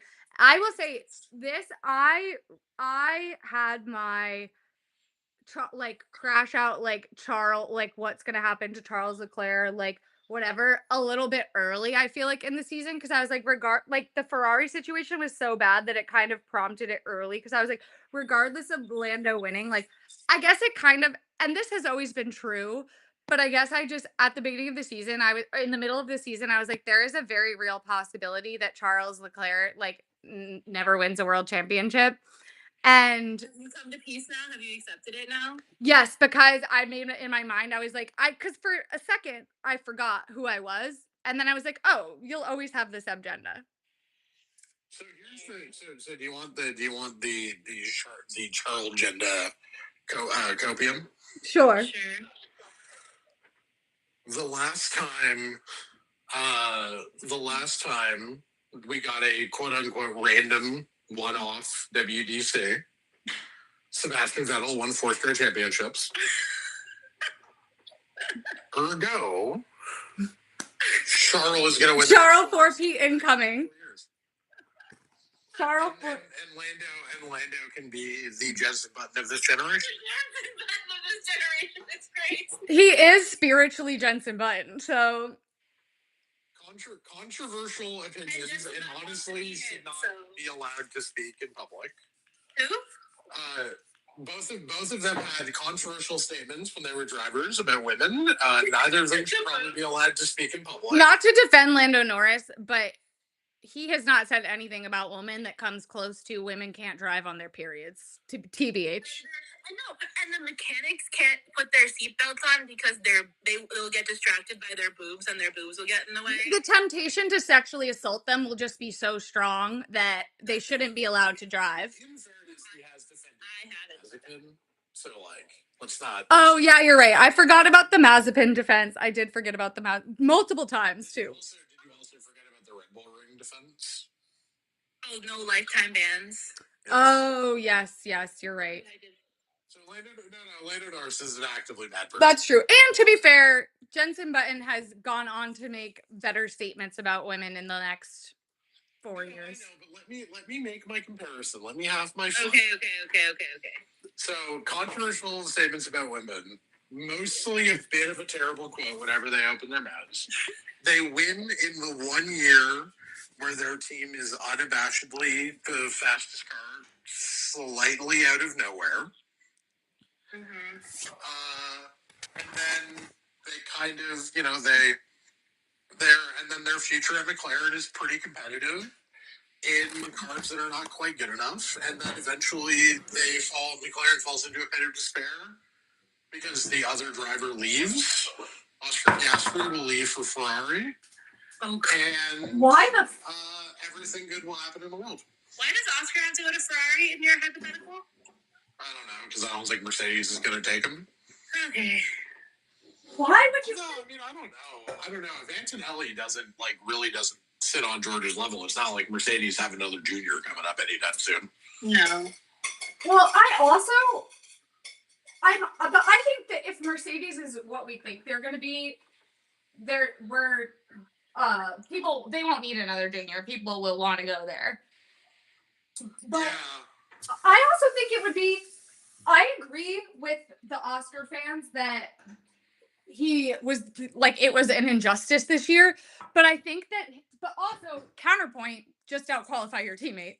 My thing is that, yes, there were even when he was leading the championship, he was getting shafted in strategies from time to time. Yeah. And that is my issue. Post summer break, I've had nothing to say because those were all on Oscar, Yeah. Silverstone too. But we've seen examples of similar things to Silverstone not end in the penalties, so whatever, that's an FIA thing. But either way, you should have done it. Post summer break, all on Oscar. Post Zandvoort, all on Oscar. Not. But even before then, McLaren saying we have to cover him off from Charles when Charles is going 87 bajillion times a lap. Yeah. And you have to cover Lando off from Charles, so he has to go first. So you have to go second, and we're gonna give you a slower stop. Yeah. Is that was my problem. That was you're leading the championship and they're not favoring you. What do you think's gonna happen? But my thing is counterpoint, if Oscar had just continued to perform the way he had been performing at that point, it wouldn't have been a problem. And even if McLaren is favoring Lando, which I agree, I think he is, it's going to be a Danny Rick Red Bull situation. You still need to be going to Ferrari. You have the opportunity to be in the fastest car. Exactly. And if you out qualify Lando, at the end of the day, there's only so much McLaren can do. And also, respectfully, Lando Norris is no Max Verstappen. Right. Well, that's the thing. Much more beatable than Max Verstappen. That's what I'm saying. Yeah. That's what I'm saying. If McLaren continue to produce a good car and they're able to outdo Mercedes even with their engine, that's what I'm saying. It's so much easier for Oscar to win at McLaren because it's much easier to beat Lando than it is to beat Max or even beat Charles. Imagine having to beat Charles. That's what I'm saying. Lando is, I still think, definitively the fourth. Yeah. Of that quad of Max, Charles, George, Lando. Yeah. I think Lando's fourth on that list. In terms of at least making mistakes and at certain point. No, Lando was very beatable this year. Would George Russell have taken this championship to Abu Dhabi? God, no. Would Charles? God, no. Would Max? God, no. They would have had this shit wrapped by, all three of them would have had this shit wrapped by Brazil at the latest. No, I agree. And I also think it's this is regardless of the favoritism situation, this is your best chance to win a championship, both in terms of the ease of beating your team. But also, it's do you think going to the bullshit behind the scenes politics at McLaren sucks, so I'm going to go to Ferrari? Yes. 10 times worse. Right. Like that makes So we were joking about like a Lando Fernando championship battle. Like, I don't think if Mercedes flop next year, are we really going to pretend that it would be that hard for Oscar to beat Lando Norris and a like 7,000-year-old Fernando Alonso? no, and I think he should. I think Oscar, like, my hope for Oscar is that he recalibrates and improves again, makes another jump this year, and is super competitive with because he was doing it for a minute there. He was beating him. Until Silverstone, I would say he was doing it. Like Yeah. those 3 races he ran in a row, and then like even continually, he was outperforming Lando. Yeah. Through Montreal with the crash, like all of that. Like whatever like happened the second half of the season, whether it was his like mentality, whether it was the low grip tracks, whatever it was, like it is. I think it's possible for him to get better in those areas and like outperform Lando. Like I think the Silverstone Hungary double in those 3 race weekends really fucked him up. Yeah. Silverstone was bad, but like really like Spa like turns out to be the aberration in there. Then the Netherlands he comes back fine for break, but like I think for the thing that I sort of like keep coming back to with Piastri is like, and this is not to say that he's a fraud who can never do it, but like if you're a championship driver, you got a tire offset and a better compound of tire. Go hunt down your man in Hungary, okay? I get it's hard to pass there, but like. The 2-stop versus the 1-stop is basically Hungary's great joy in life, and the best drivers can make either work. Yeah. And I will say this, I think that my worry about Oscar Piastri is that, ironically, that he's pulling an actual Mark Webber and not what Mark Webber perceives to be a Mark Webber, and that he's so getting in, and I don't know this, you know what I mean? I don't know what's going on behind the scenes.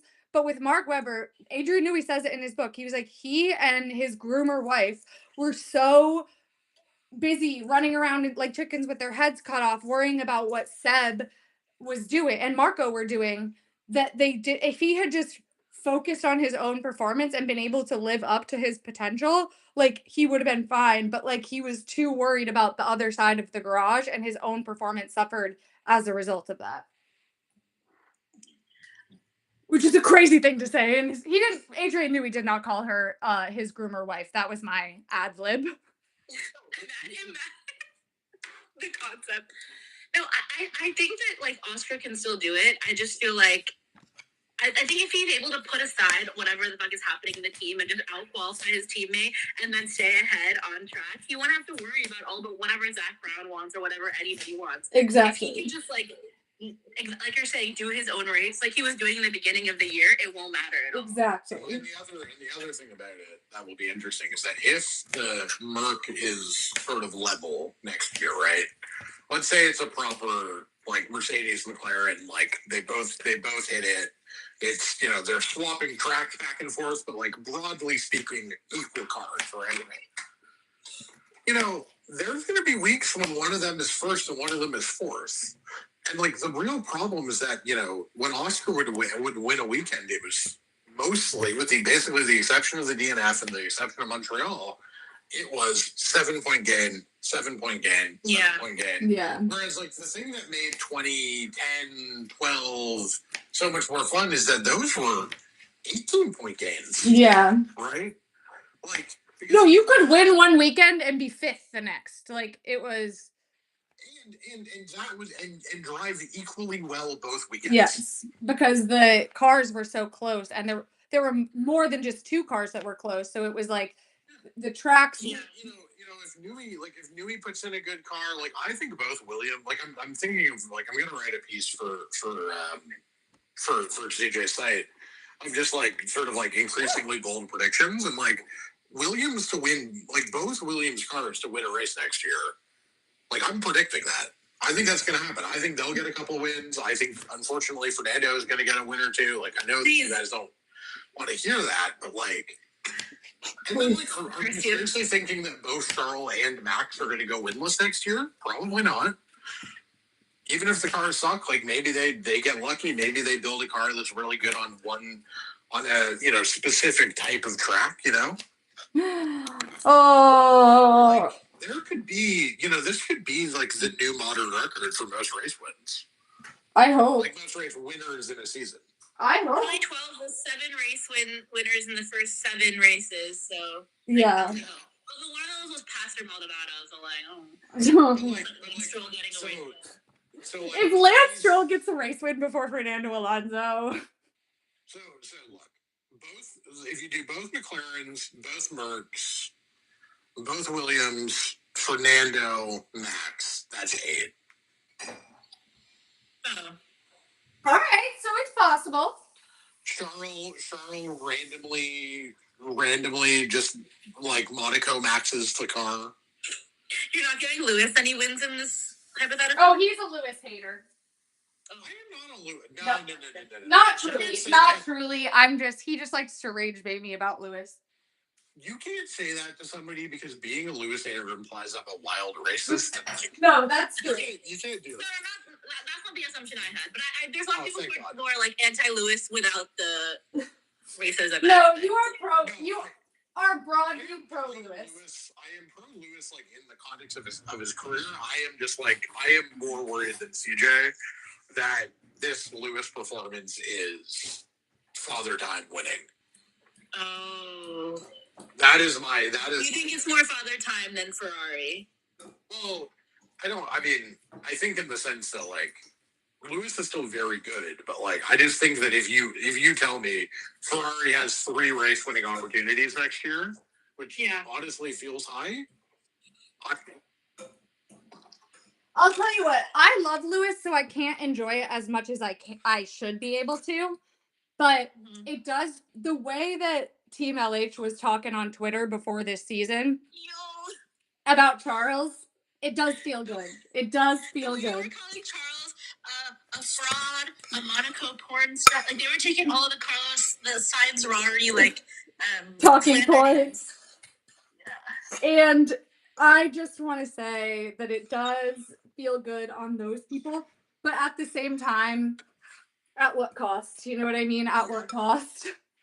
I just need to reiterate. I am a George fan. I had to deal with Team LH for 3 goddamn years. They were pretty bad too, guys. The funny thing is that George, they had like 2 on-track interactions, and neither of them ended up they were fine. Like Lewis fucked up George fucked up once on track. Lewis fucked up once on track. Lewis still came second the time George screwed up, and Lewis apologized immediately when George screwed up. Congratulations. But it's just like the problem is that they made a strategic Team LH made a strategic miscalculation, right? They should have said George Russell is a great driver, the vagaries of a head-to-head over the course of one season, they developed the car towards George once Lewis announced he was leaving, as makes total sense. But, Charles Leclerc is a great driver, just like George. And, Yeah, the problem is these people haven't been... We're just grateful that my driver doesn't duck strong teammates. That should have been the talking point. Yeah. The talking point was... George Russell is Woody from Toy Story, and he sucks. And then their brains just short-circuited when George beat him. So they were like, when we get away from fraud Sadies, sabotage Sadies, we'll just, Lewis still has all of his pace. And it's like... No, they haven't been in the college football streets. That's how you need to hype up your opponents. That's rule number 1. But... Correct.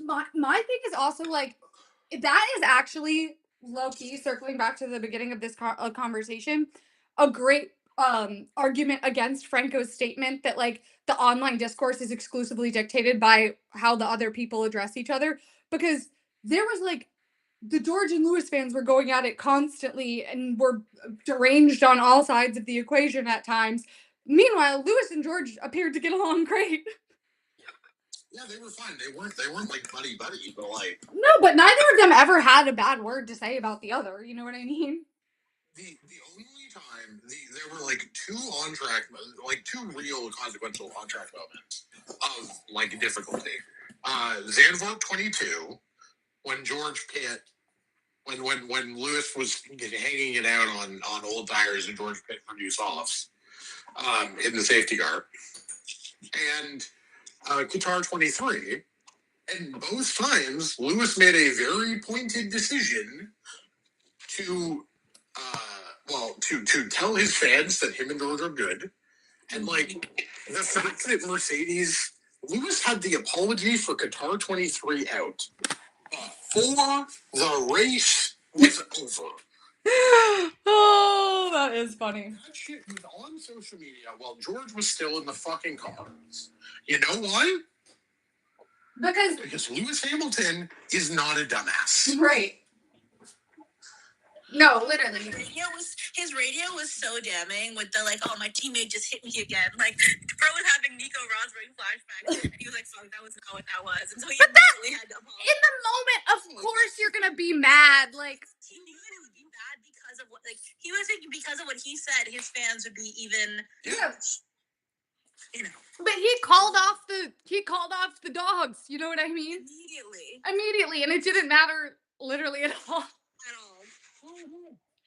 And like that's the thing. Like Lewis understood the assignment. Lewis, because Lewis is smart at this. Lewis wouldn't talk about George or post about George on social media very often, but it would be always at a like crucial moment when the online discourse was starting to like cross lines. You know,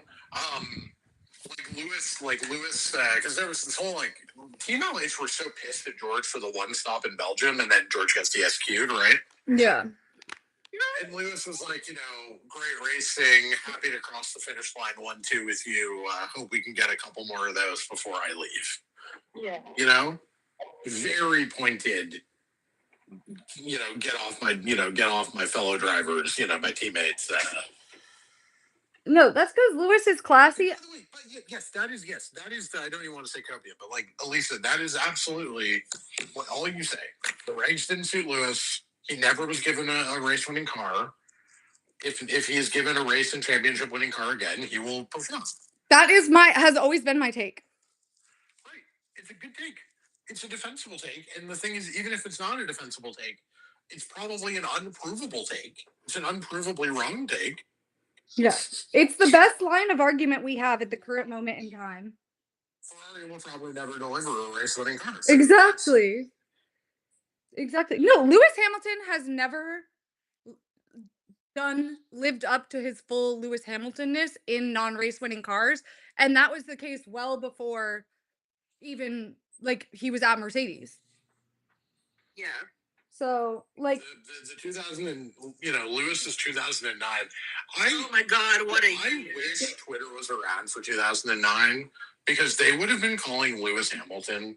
They would have been finding so many ways. They would have been pulling thesauruses out of their asses to invent new words for fraud. The six times he clashed with Felipe Massa that year. That was also during the 4-year period where anytime Lewis Hamilton or Michael Schumacher were next to each other on track, they would just dive bomb the other one for no fucking reason. They would be in like P13. They'd be battling for P13 like it was the last round of a championship battle. For no goddamn reason. Literally none at all. It was amazing. And that's why both of them are who they are. You know what I mean? Oh my God. Okay, I'm gonna head out. Before you guys, I want to ask one question. Race of the year. What are you going with? Oh. Ooh. Race of the year. Wait, there were some I don't know, like, What was a good race? Oscar was not Vettel 2018. Vettel was screwed by a bad car and development facing Lewis fucking Hamilton in a Mercedes. Right. Oscar lost to his teammate. Right. Yeah, their development equal situation. The development in 2018 was so bad that they went back to the original spec car 2/3 of the way through the season. Like, and that was when Kimi Räikkönen finally won a race. Sly. Race of the year, Dara. I would say Brazil is probably a safe bet. I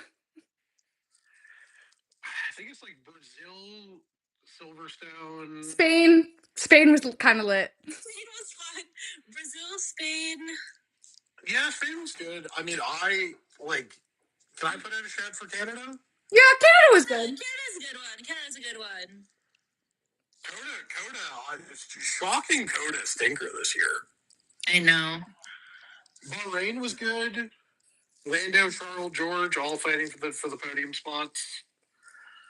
What was Mexico? Oh, Mexico. No, Mexico was real fun too. Mexico, surprising Mexico banger this year. Okay, if it hadn't been for Kimmy wiping out Charles, I really liked Zandvoort. Like, Hajar on the podium was fun. I liked the Oscar win. No, you're right. I am being biased by that, by Here's the thing. the Charles. The double Ferrari DNF did actually serve a legitimate, like, racing purpose of being entertaining. Like, sometimes you do just have, like, you just need... Because, like, couple safety cars, there was some, like, fun jockeying. You know, there was the, like, 2-stop or 3-stop thing. There was, like, a threat of rain. Yeah. Like, they're fun. And the vibe was fun. It was so fun. We listened to that do Max Verstappen maybe 900 times, and each was better than the last. But every time they were like, "Put your hands up," and our hands were up in the air. No, it was so fun. It's just the personal devastation of Charles DNFing, and now we're just like, after the race, we're just like sitting there in our ponchos, like. Yeah, we're taking the photos on the hill to like mimic Charles. Literally, I'm like, best quality of the year. Vegas would be up there. Can I put in I think Montreal quali was, I think, better than Montreal race. Yeah, in relation to the other ones, but because that was Lando track limits on his first run in Q3, so had to do another run on the same set of tires, refueled, and like his thing is crazy. Suzuka was good quali. Oh, Baku quali, obviously the 6 red flags. How could I forget? Yes. I completely forgot about that. It's been so fucking long. I don't remember half of what happened. No, literally. I feel like I need to go back and watch it over so I can be a more effective hater. At least like highlights or something. Yeah. Montreal quali, yeah, generally does produce a great session. But like the best quali sessions are where there are legitimately 3 or 4 teams that can go for pole position, right? Like, yeah. And so like that's why Montreal, like that's why I'm thinking Montreal, because like the first 2 rows were Mercedes, Red Bull, McLaren, Mercedes. So random. So like that's just gonna be more fun. Then Then like McLaren's on the front row, Max and George on the second, and the Ferrari's 4/10 behind. Yeah. Yeah. Was Australia a top 10 race, or was it just not in the bottom 14? As it usually. I don't think Australia was top 10 for me. It was better than normal. I'll say that. That's true. I mean, it might be top 10, but like that's not because it was a good race. Right. That's because it was a Suzuka was legitimately the first time I have been like, I might just go to sleep instead of watching the last 20 laps of this race. Suzuka's food. Like, we need to start a serious campaign to bring back Fuji. Now that I've been to Suzuka, I'm like, okay, Fuji time. I'm okay. If See, here's the thing. I am like so selfish that I'm like. The Australia with the 4,000 red flags was 23. That was 23. Yeah. I did not actually stay up to watch them cross the finish line there because that was so good. I'm so glad I did because like Pierre and Esteban crashing into each other. No. I stayed up for that. It's so funny. But I did not stay up for like. I was just like, okay, Carlos is going to take a penalty and he's going to. The sun, Ricky, the sun. The funniest part of Australia 23 is that eventually they were just like, okay, the race is over, because they just kept crashing into each other at the restart that they were like. Because the other thing, so I was so mad about that race because remember that's the one where George jumps Max at the start. Oh yeah, and they did a count back. No, that's not what it was. Then there was a safety car. George is the only one who takes the safety car restart. No, 23. No, the max DNF was 24. 23 was Max, George, Lewis top 3 in quali. George and Lewis both jumped Max on lap 1. George takes the lap 8 safety car. That ends up getting red flagged. George DNFs. The race is dog shit. Somebody crashes and so Albon calls the red flag. Nico Hulkenberg? Was he around? Yes. Say, yes, because Seb, he was replacing Seb. That's 22. Oh, 22, okay. guys. No, he had replaced Nick. He had replaced Mick. Yeah, I think he goes off later, and then or might have been Logan Sargent. I mean, I don't know. Just it's a good guess. Logan Sargent's fault is a reasonable proposition. No, because Logan rear-ends somebody later. I think it was Albon. Anyways, he goes off in the same place that Albon goes off. Another red flag. And then they go out and there's like the Sun, Ricky the Sun, chaos red flag restart where the baguette war really heats up again. Oh, the baguette war. Okay, I have to head to lunch. I'm gonna head out. Have fun. Bye. All right, hang on one second. Let me get putting my sweater on. I also have to go because I was supposed to be at a party a half an hour ago. I was gonna dip out anyways here in like 5, so that works. All right, I will. Really fun. Dev needs to come on board. I know. We need to have like a proper live schedule, like a conversation with the three of us about like a live schedule and like because like the three-way. This is just better than her doing her own thing and then us doing. No, I want to. Yeah, I want. Listen, I always want to hang out with Dev. So, no, I will talk to her about it because I also think you can do like dual live. You can. This is the thing that I was going to say, which is I've seen it so I don't watch it, but I'm deeply invested in Strictly Come Dancing, and there's the spoiler live every Saturday night. So and it's a double live. Yeah, but yes, we should do some lives in the off season. I'm gonna bring. We should also do that. Yeah, we should. Can we do the Russia rewatch that you've been promising me since 2022? Sure, but I was also gonna say that we should rewatch like a season, like 2007 or something. It doesn't really matter what year, but 12. Well, I can't not do Crofty. Okay, that's fair. We can do 12. I can't do a James Allen season. I can't. That's fair. Well, also, we're not even really probably going to be listening to the commentary because we're going to be talking. But no, I know. But like, I'm still going to have it on. It's still going to annoy me that it's not Crofty. No, it is rough. It is rough. Yeah, we can do 2012. I mean, if we're going to be talking over it the whole time, then we can do 2010. I mean, listen, 2012 is my favorite season, so you don't gotta. I'm happy. 12 over 10.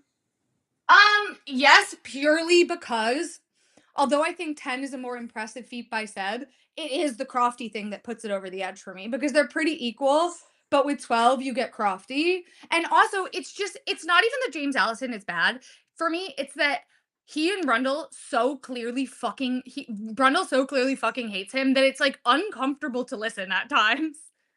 No, it's like the thing about like a certain kind of British person is they feel no obligation to hide their complete contempt for you. Yeah, which like honestly respect, but also at the same time, I'm like I like am getting like secondhand embarrassment from this. Like I'm like, like he just like so clearly does not fuck with James Allison at all. And it's Alan, right, is the Mercedes. Yes, is the Mercedes. Okay, first of all, that shouldn't be allowed. That's too close.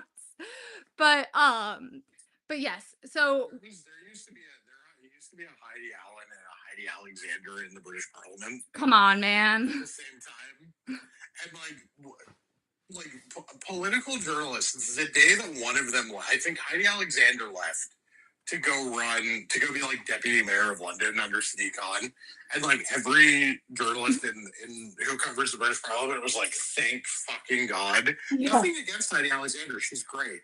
Thank God there are not two Heidi Owls anymore. Yeah, In this place. No, I completely get that because that's how I feel about the Baltics and the Balkans. I'm like, come on, man. So, like For people like me, that because I'm also a person who like I will always if two names are similar, I can't even get Ron Dennis and Ross Braun straight. Like, come on. there are so in like the little group that we have to like coup the Ontario Liberal Party, there are three different Nates or Nathans, and then the guy who we're cooing in like to make the next leader also named Nate. At least like, two of those people have to go by something. Well, we've basically gone to like politician just goes by his initials, NES. Yeah. And one of my buddies just goes by his last name. Yeah, yeah, that makes I'm like, at a certain point, we can only have so many, but all right.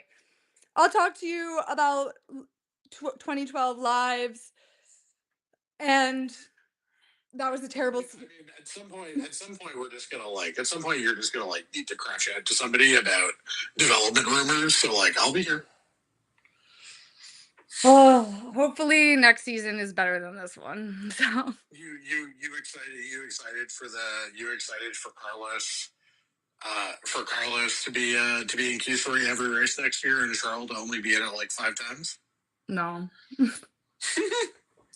See ya. Oh, bye. And we'll end this one. Bye, friends.